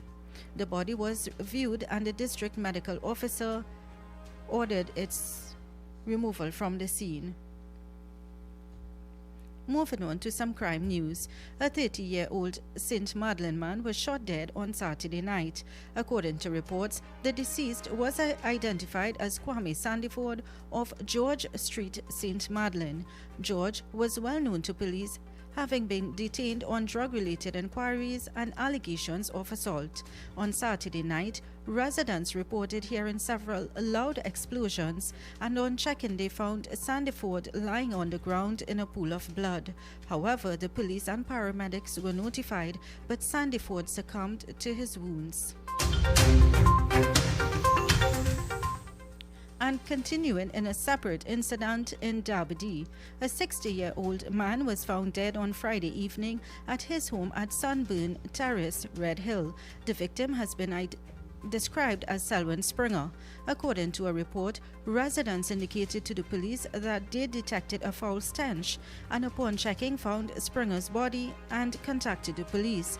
But when the officers of the Arouca Homicide Bureau arrived at the scene, they observed Selwyn partially decomposing body and evidence that the house was ransacked. The body was removed and an autopsy is expected to be done today. And moving on regionally in Guyana, there is no escaping that the recount results have to be used for declaration of the winner of March 2nd general elections. And if the Guyana Election Commission continues to face insubordination from staff, then Chairperson Claudette Singh has the powers to declare the results herself, as stated by former Attorney General and PPC and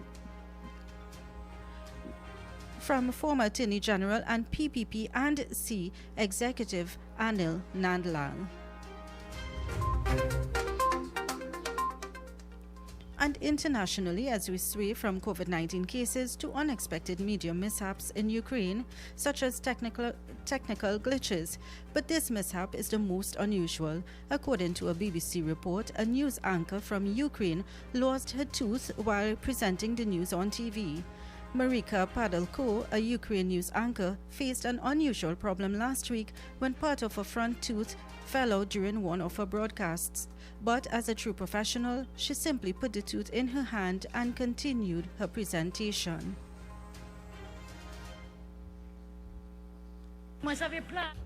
And on to the weather forecast.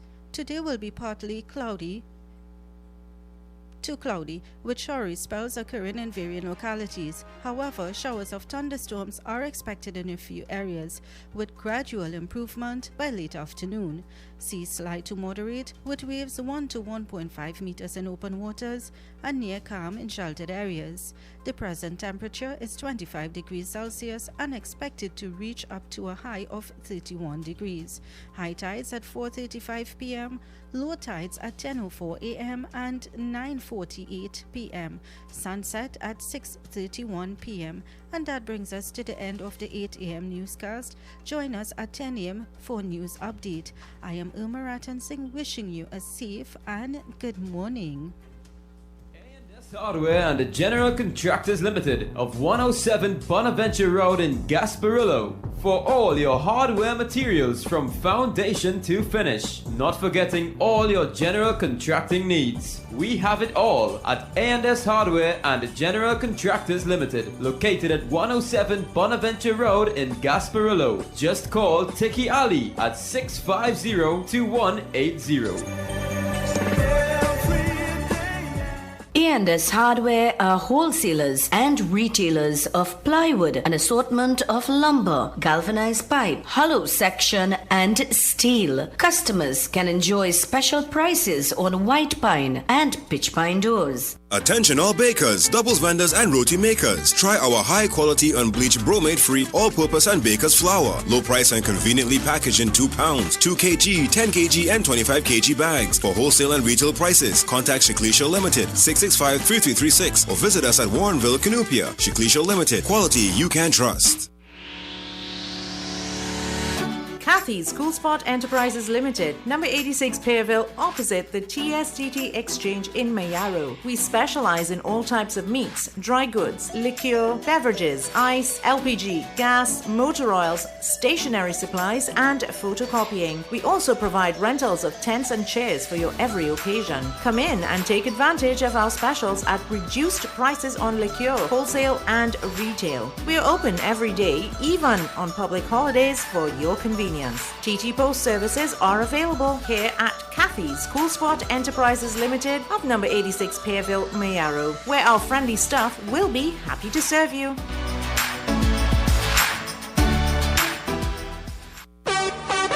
For quality items, visit Super Quality Supermarket of Endeavour Road, Chaguanas, and Trin City Industrial Estate in Trin City, as well as Quality Cash and Carry Supermarket, Cuba Car Park, for all your grocery items, liquor, fresh fruits, and vegetables, not forgetting their bed and bath section, and kitchen appliances for your home. With so many items to choose from, take advantage of our great prices and discounts at any of our 3 locations: Trin City Industrial Estate in Trin City, Endeavour Road, Chaguanas, and Cuba. For quality items, Super Quality Supermarket and Quality Cash and Carry Supermarket. The following is a paid political announcement. This ad brought to you by the PNM. Sign my name with a golden pen, a golden pen. Sign my name, yeah. Anyway, we vote in PNM. Sign my name, it's a PNM pen, a PNM pen. How will you sign my name? It's a PNM pen. We vote in PNM. On August 10th, vote PNM. Great is the PNM. That was a paid political announcement.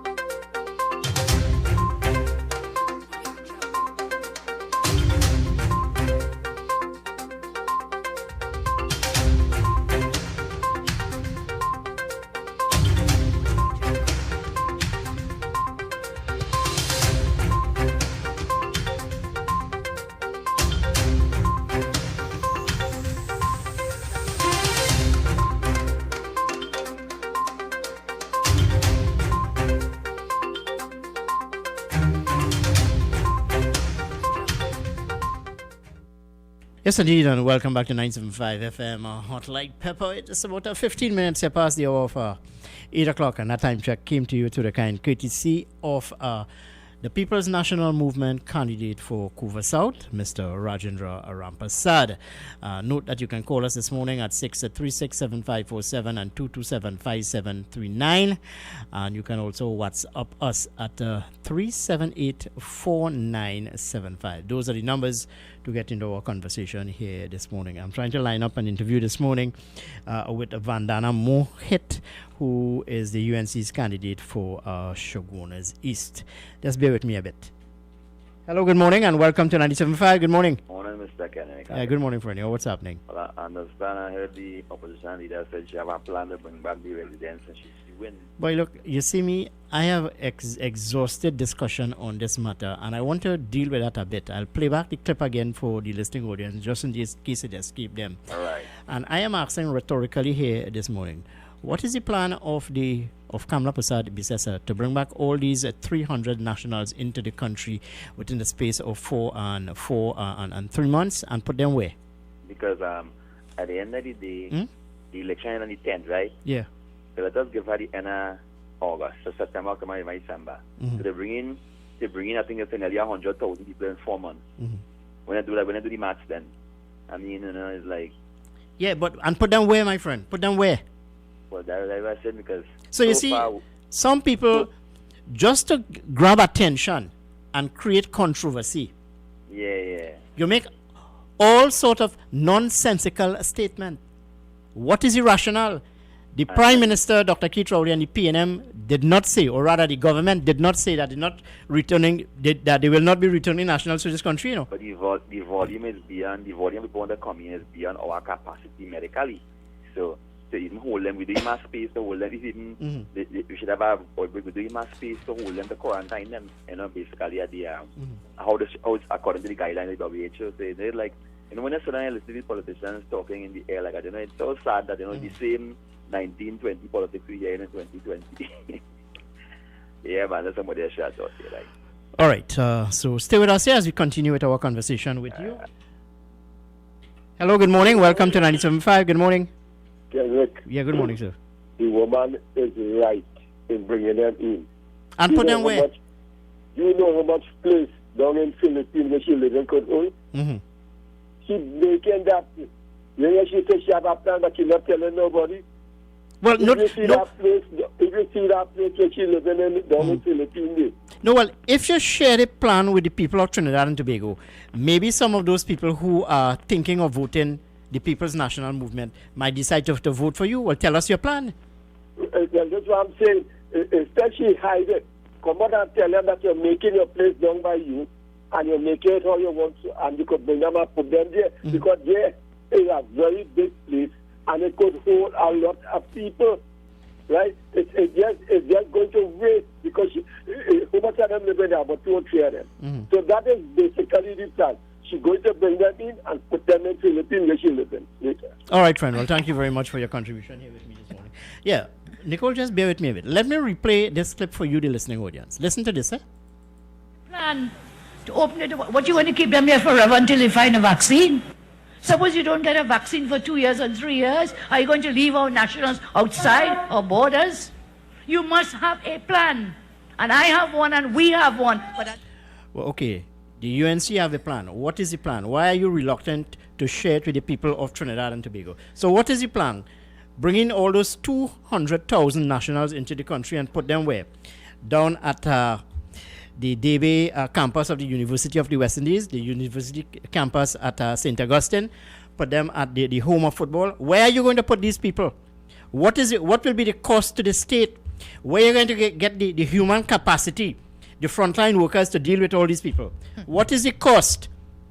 Come on, people, we need to be real.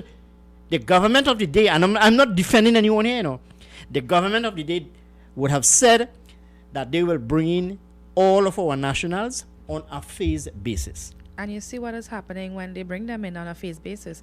Every group of nationals so far, almost every group, I wouldn't say every group, but almost every group so far have each, at least 1 or 2 persons that were tested positive for this virus. So just imagine bringing in all these people at once. We are going to be putting ourselves in a lot of trouble. No, I would love to hear the plans. We know of the PNM plan. Yes. Or of the government plan. Yes. What does she What have is the different? plan of Yes. the UNC? Agreed.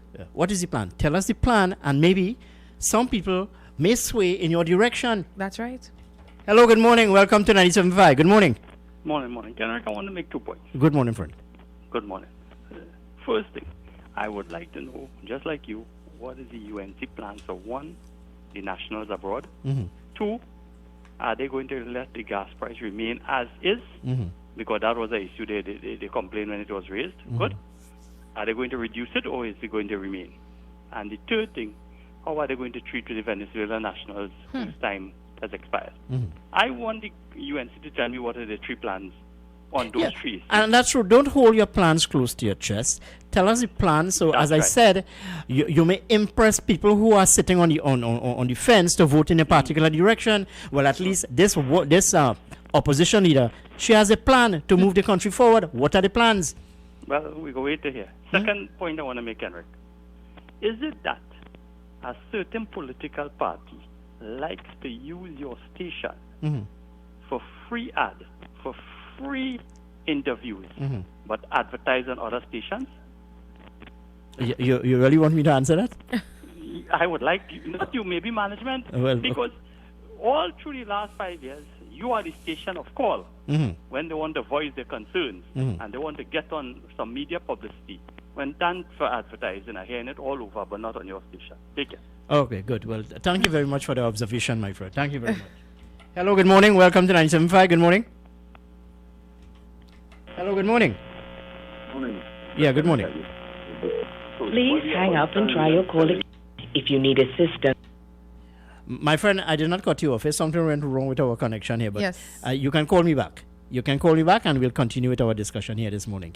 22 minutes here past the hour of 8 o'clock. Time check, courtesy the PNM's candidate for Couva South, Mr. Ranjendra Rampasad. Hello, good morning. Welcome to 97.5. Good morning. Morning, Eddie. Yeah, sorry about that. Go ahead. That's okay. I'm saying the opposition leader is telling us that Mr. Parashram is non-existent and the whole medical fraternity because her plan has to be better than the HMO and WHO. Well, and I agree with you, because the plan to bring in these people on a phase basis, I would imagine, is not the government of the day, but what you call advice coming from. I wonder who she's speaking to. Yeah. Advice from the CMO. India was making noise. Apparently, next week they're going to be allowed to come here. Yes. So unless the Prime Minister, another Tobago, unless she making one of those islands that we call the Fire Island, another ward of the state, and put everybody there, that's only how I see that working out. So we're going to create another new island with 2,000 or 200,000 people off the shores of Trinidad. Otherwise, all are we dead here, No, and put all these nationals who may have symptoms, put them on Carrera Island or one of the islands. But how we going to know that? So we had to put them there before. Yeah, and let them walk bareback. The sun will help them. Well, that's what she tell you. Thank you, lady. All right, my friend. Well, thank you very much. No, sometimes these comments and sometimes some of these utterances coming from these politicians, it really surprises you. What is your plan? You tell us, and I'm asking again, what is your plan? Tell us. If you have people who are undecided and you have a plan as better than what is being presented now, tell us. And we may vote in a particular direction. Do not hold it close to your chest. To me, that has been quite dishonest and that has been selfish. You have to look at what is in the best interest of Trinidad and Tobago, not for your party or for your own political future. Who vexed laws? That's how I see it. Go ahead, Nicole. Okay, Kenrick, just a bit of breaking news. We've been able to confirm that our talk show host, Andy Williams, was shot 4 times. He hosts the ground reports. Yes. I was just, police sources just confirmed. I have to walk around with a bulletproof vest, boy. I was thinking the same thing. You were thinking the same thing? Yeah. Oh, my God. All right. Hello, good morning. Welcome to 97.5. Good morning. The only thing I could see as a plan is to bring them and pull up them empty hotels with them. Because you can't bring them in the population. True. Then the next question will be, who will you look after them? The medical personnel with the PPEs to go out there and ensure that they're properly taken care of. So that is the next question. And I think that it is time that when you get into politics, there are certain things that you have to understand, Madam Opposition Leader. The government is the government. And what they're doing right now is the best interest of the people of Trinidad and Tobago. Respect that. If you have a plan, you can say, you know, we could have brought some in the hotels, and we could have done such and such and such. Say so. And maybe the government of the day would take it into consideration, yes? Exactly, because I heard Dr. Odi say, if we had put them in the hotel in Tobago, the Marina Grande, we'd have a big problem there because you could have spread with the staff. And he's right. Unless you have the proper medical personnel to look after these people, you could have community spread because people working there who have to cook their meals and clean the place. We can go in the population. And there's trouble all over again. And let me throw your mind back. There was a case in Grenada at one of the hotels, and even taxi drivers were reluctant to even go to the hotel. Yeah, because when Carl had the first two planes that come in with people who had the virus, these planes were grounded. They had to spend so much money more to clean these planes. All the staff were in quarantine. Baggage handlers, customs, immigration, we had to go on quarantine. So we have to be more responsible than that. We just can't say, bring them, and do what to them? Is it like sardine in a tin? Use it? Thank you. All right, Chris, thanks. Hello, good morning. Welcome to 97.5. Good morning. Hello, good morning. Good morning, Mr. Kenrick. Hi, good morning, friend. And good morning to your co-host. Good morning. We give Tobago $50 million for hotel. All right. We have a very bad connection here, Mr. Tabakit, but you can call me back. I'll give you the time. You can call us back. Hello, good morning. All right, folks, let me take a very short commercial break at this time. Okay, we have some callers here coming through. Hello, good morning. Welcome to 97.5. Good morning.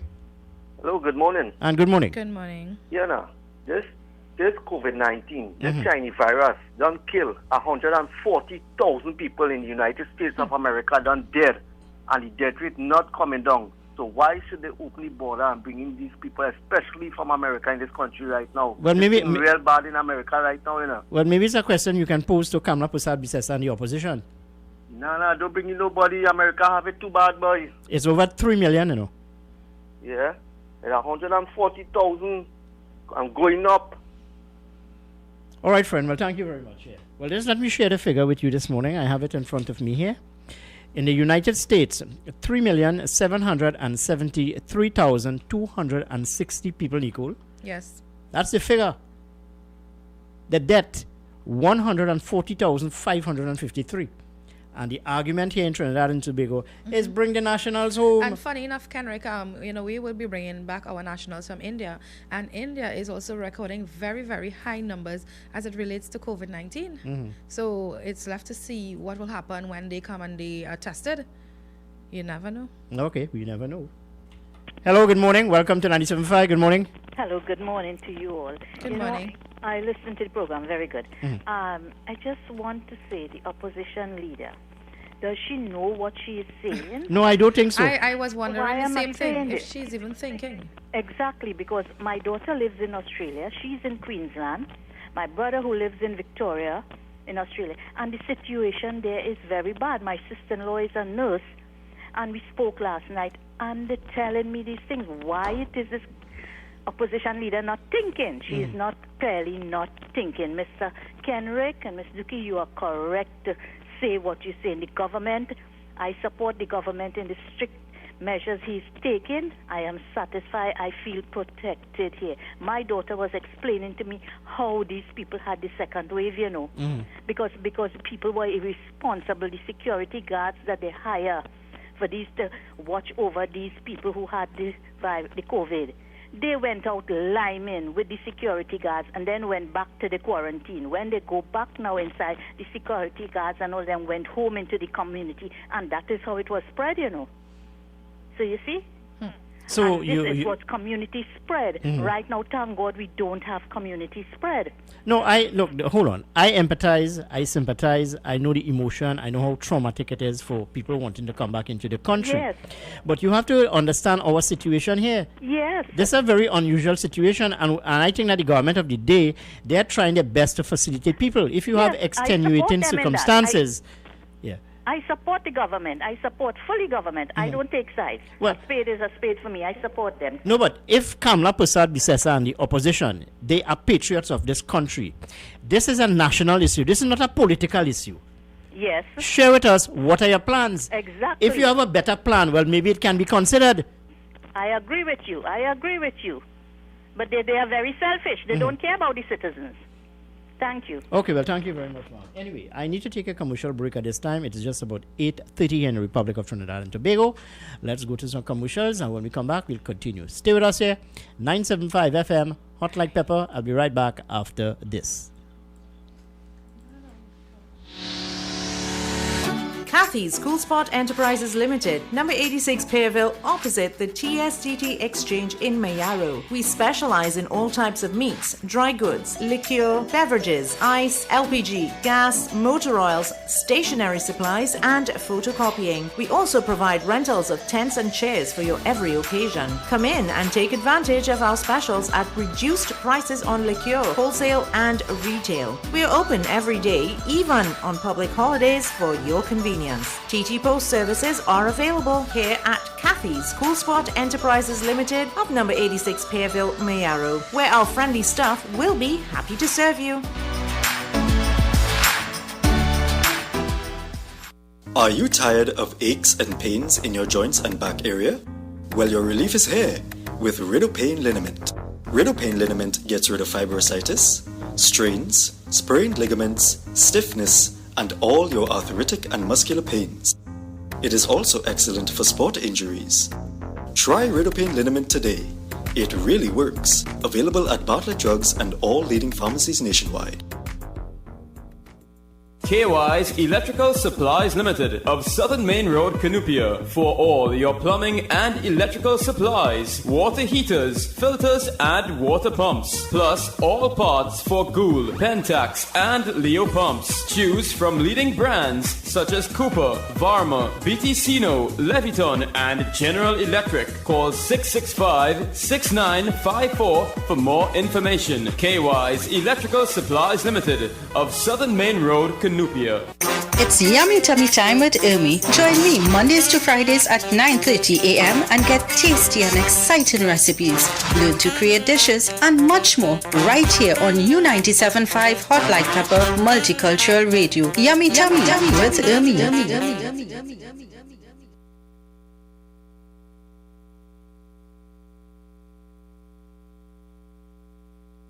Join us on the journey to the polls. Find out about the candidates, the campaigns, the promises, and much more. You can now listen to your daily dose of politics, Mondays to Fridays at 1 p.m. right here on U97.5 Hot Like Pepper Multicultural Radio.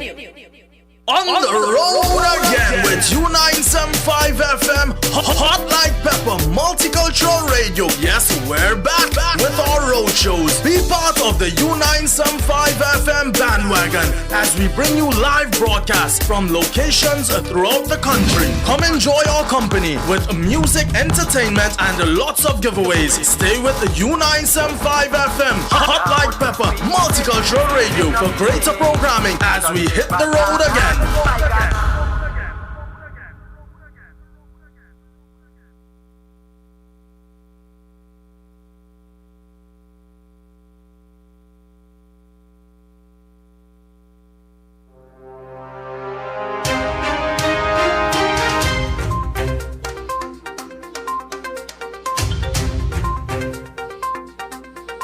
Yes, indeed, and welcome back to 975 FM, Hot Like Pepper.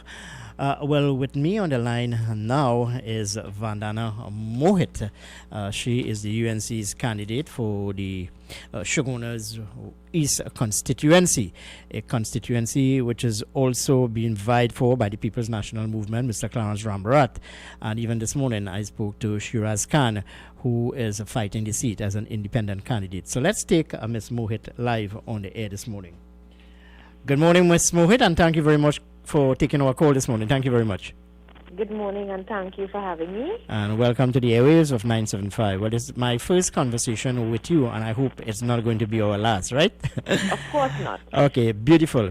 Well, I met you on the campaign trail yesterday. Share your thoughts with me. How is your campaign going on, and what is the sort of response that you are getting from the constituents? More so, since you are now vying for the seat, you would have replaced Fazal Karim, who, in my humble opinion, would have been a very effective MP thus far. What are the people telling you? What's your campaign being based on? Well, so far, I think from what I've seen, from what I've experienced, from what I've lived over the last few weeks, I'm getting a very good response, and should I say an excellent response. The people are very happy. They have welcomed me with warm hearts, and they've been speaking to me. We've been having good conversations, and I think that I feel a great level of confidence that I'm going to win this seat. It's more of interaction. My campaign is based on interaction with the people, not the big, massive music truck just driving through the areas. I am concerned with meeting the persons because my relationship with them starts now. Okay, you talk about your relationship start with your constituents now, but you would have sit as a head of the borough corporation, as mayor. Now you are vying for political office, so to speak, conventional politics. You're vying to be a member of parliament. How challenging it would have been for you to make that transition from one office to another? It's not that challenging because, as I've said, I've been in politics since the age of 16, so I'm accustomed to, challenges and a bit of extra pressure at times. It has been good.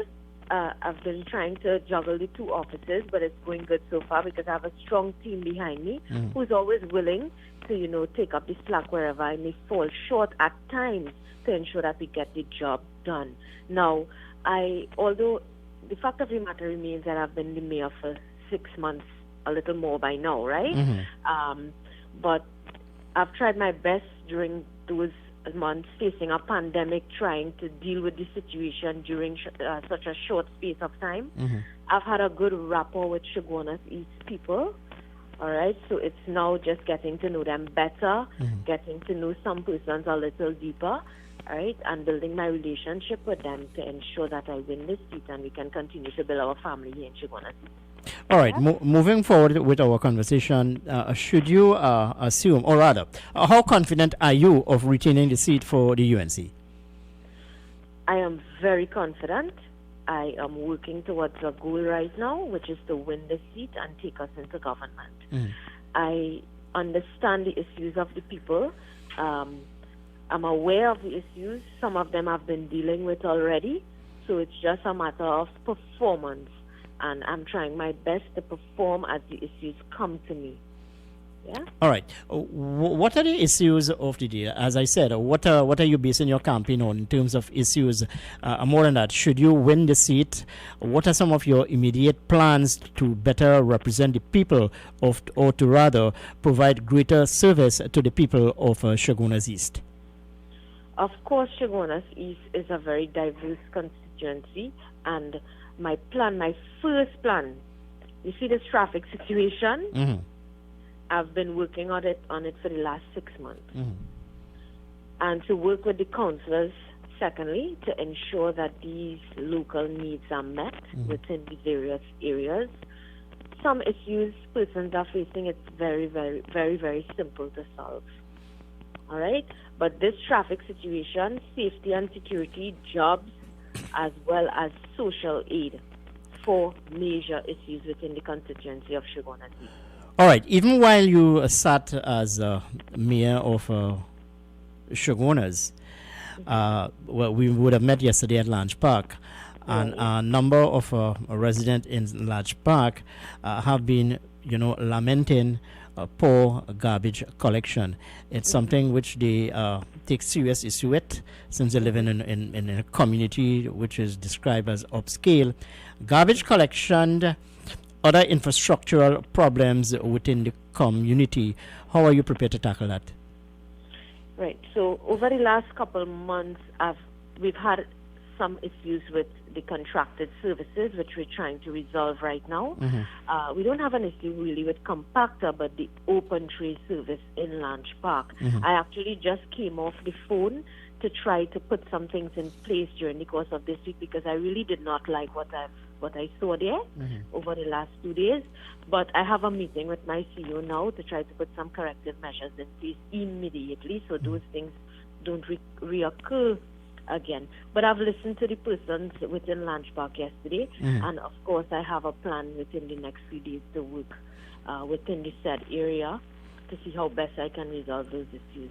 Yeah? Ms. Mohit, going forward, as a young woman, are you much enthused by the level of support you have been getting from, let's say, the younger people within the constituency? Of course. I've been working with the young persons, I've been working with middle-aged persons, I've been working with senior persons within Chaguanas East as councillor, as mayor, and I'm just preparing to head into this transitioning period. It's just a position to do more. That's how I'm seeing it. All right? My work will never stop. I will continue to work at different levels for the people of Chaguanas East. Chaguanas resides in my heart. All right. Chaguanas is my family. All right. Moving forward, have you had any sort of let's say, a conversation with, let's say, people like Dr. Surajratan Rambachan, former Mayor Orlando Nagisa, going forward? What sort of advice and support you are getting from, let's say, quote unquote, more senior members of the party? Of course, I always liaise with senior members of the party. I've been trying to contact some of them. Even before this, we've been speaking. We always have conversations. I always work with all of them. Of course, I can't reveal some of the things, I may speak with some persons because I will be revealing my secrets and strategies at times. All right? Yeah? All right. Crime, the enterprise area has been viewed and continues to be viewed as an area infested, I'm sorry to use that word, infested with criminal elements. What are your thoughts on the crime situation, and how best are you prepared to challenge energies to deal with this matter? To be very fair to enterprise, we have been doing a lot of work with the enterprise community, with the U.S. Embassy, with former Mayor Gopal Budan. We've started a lot of work with community policing, national crime prevention, and, we were able to deal with a lot of issues, keep the youth at a level in enterprise. It has cooled down quite a lot. And as mayor, I've been working with a lot of youth groups within enterprise in terms of the sporting activities, different activities within enterprise.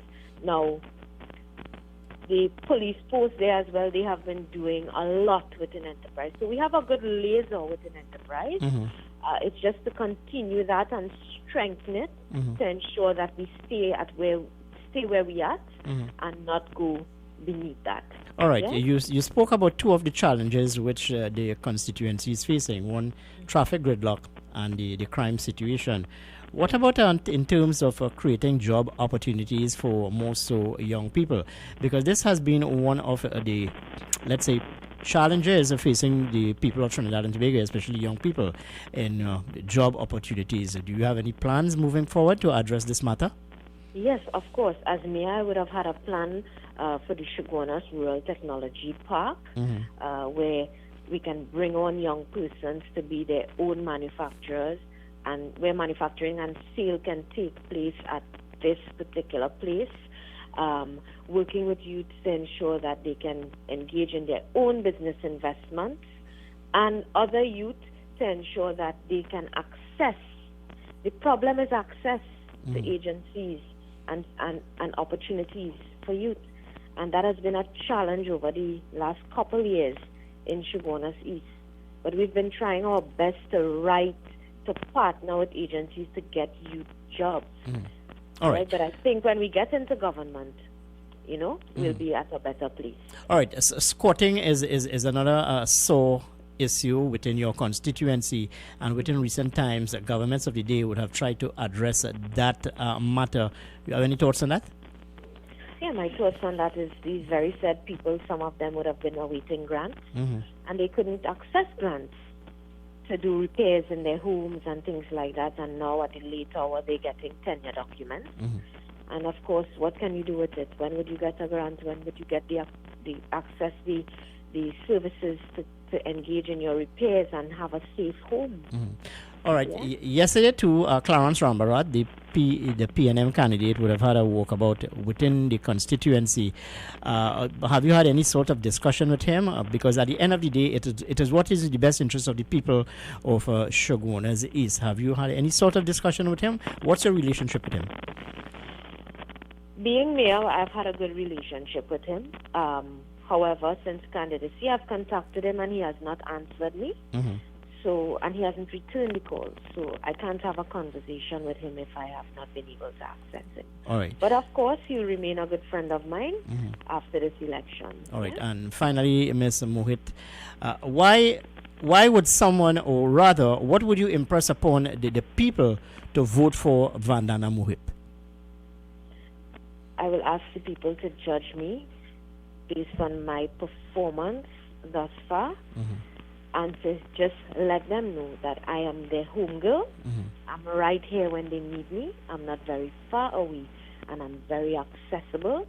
And this is what you need to get your representation. All right, Ms. Mohit, I want to thank you very much for sharing some thoughts with me. I know you had a very hectic day and you're probably a bit tired by now, but it's all par for the course as we head into the 2020 general election. All the best to you, your party, and your future endeavors. Thank you very much for being with us this morning. Thank you very much. Thank you so much. Okay. All right, and that's the voice there of Vandana Mohit, the UNC's candidate for the Shogunas East constituency, sharing some thoughts with us this morning on our program as we head up to the hour of 9 o'clock. It's just about 14 minutes here to the hour of 9. Note that time check came to you to the kind courtesy of the People's National Movement candidate for the Couva South constituency, Mr. Rajendra Rampasad. Let's take this call on the line. Hello, good morning. Welcome to 97.5. Good morning. Hey, Ken, morning. Good morning, Brian. Quickly, you see, I just interviewed one of your candidates. Yeah, it was a very nice interview. Yes. Very nice. So what's happening? What's on your mind? Quickly. But I don't know if you were told, but I heard this morning some very frightening news that, I'm sure you would know the name Andy Williams. Yes. He was shot. Yes, I heard that this morning. And that I'm very disturbed by hearing that. So I have to watch over my shoulder now, Brian. Pardon? I say, must I watch over my shoulder now? Well, with the way how things are going in this country, everyone has to do that. I mean, it is very disturbing, like I said, to hear. I mean, I know Andy Williams very well. So when I heard that this morning, and then you know what period we are in, I hope it has nothing to do with the general election. Well, I would hope so too, Brian. I would hope so too.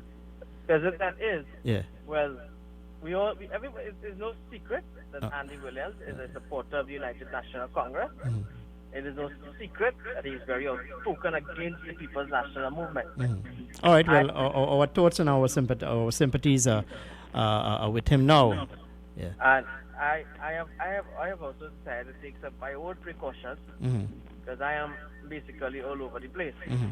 So this is something I'm asking all persons to please let us be safe out there, be vigilant, and at the end of the day, no matter what, after August 10th, Trinidad and Tobago ought to go back to normal. Well, okay, Brian. I hear you.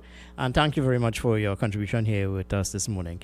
Well, I don't know the details of the incident, but it's quite shocking indeed to know a colleague would have been shot this morning. We will get details of that matter a bit later on, and I'm sure that we will share it with you. We're going to some commercials here this morning, and when we come back, we'll continue with our discussion. 975 FM, Hot Like Pepper. Stay with us here. Talk Guyana. Join us as we share news and issues coming out of Guyana, Mondays to Fridays at 11 a.m. right here on U97.5 Hot Like Pepper Multicultural Radio. So guys, the party continues this Saturday. Yes, this Saturday, the Hot Like Pepper Reloaded continues from 8 to 12 noon. Sharon Baru alongside DJ Vishal, 12 noon to 3 p.m. The captain takes full flight. Yes, Captain Kendall Juggernaut from 12 noon to 3 p.m. From 3 to 7 p.m. DJ Anil is in with a Hot Like Pepper mix. And from 7 to 1 a.m. the man Corky D is in the building and will mix it up for you into the morning. Tune in, log on 975radio.com for the Hot Like Pepper Saturdays Reloaded. The following is a paid political announcement. This ad brought to you by the PNM. PNM is a PNM power. PNM, a positive healing power. PNM, moving forward together. PNM, introducing Rishi, my brother. All of we is one family. All of we is one family.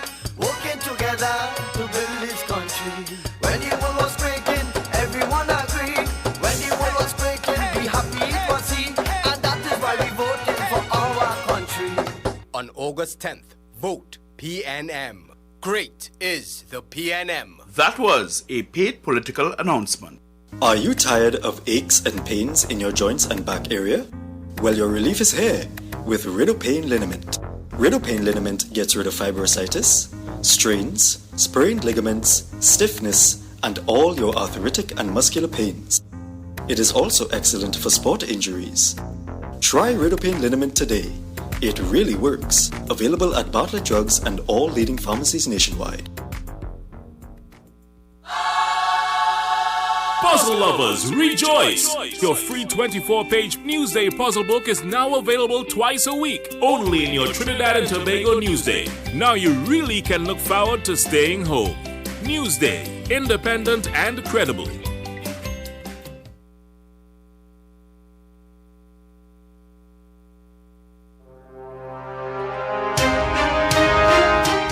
Yes, and thank you very much for being with us here at 97.5. We're heading up to the hour of 9 o'clock, just about 8 minutes here to the hour of 9. And note that at the top of the hour, you can join the Bees Hi-Fi, who will be taking you until the hour of 12 noon today with some beautiful music from our studio here in Couva in central Trinidad. Well, it's about that time where I need to say our final goodbye for the day. And thank you very much for being with us here this morning. I'm inviting you to join me again tomorrow, just after the 6 o'clock hour, where we will do this all over again as we continue to cover the politics of the day. Most of the developments taking place on the political landscape thus far. Remember, I told you this morning that over 19 parties are contesting the general election. You've got independent candidates. You've got some parties which are contesting 2, 3, sometimes 5 seats. But in the main, the United National Congress, they are contesting 39 seats, together with the People's National Movement contesting all 41 seats in the 2020 general election. So we are in for some very interesting times, my friend, ahead of this election. Let's take this call on the line. Hello, good morning, and welcome to 975. Good morning. Mr. Kendrick. Good morning, sir. I saw on the Guardian where the Moruga table and seat as an independent candidate. That is true? I'm not too sure, but I will get the information for you. We hear anything about the name of the person, so check it back and we'll get it tomorrow. Yeah, it's the Moruga Tablan, yeah? Yeah. All right. All right, yeah. Well, that's a highly contested seat indeed. Michelle Benjamin, the UNC's candidate, and also the People's National Movement candidate is Winston Gypsy Peters. This seat is crucial to any party wanting to get into government, so to speak, of course, yes. The Moruga Tablan seat, a very hotly contested seat, as I would imagine other marginal seats. But us here at 975, we describe ourselves as the political headquarters. We'll keep you abreast of all of these developments taking place. Stay with us here, folks. 975 FM, Hot Like Pepper. I am Kenrick Juggernaut, inviting you to join me again tomorrow just after the 6 o'clock hour as we continue to keep you abreast, continue to keep you informed. Good morning, people. Have a safe and blessed day. But before I go, I want to leave you with this selection. Why? Because 19 seats. I'm saying it's not party, It's madness outside there. It's madness. Listen to this selection.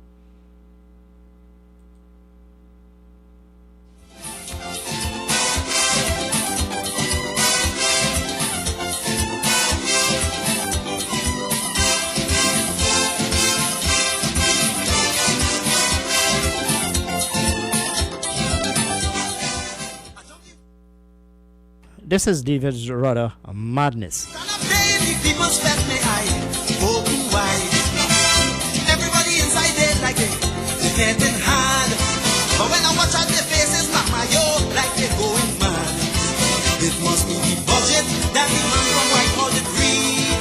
Cause all of them inside are there like they suck and crazy see. That kind of hair couldn't come from weed. This is not a blending here, this is madness.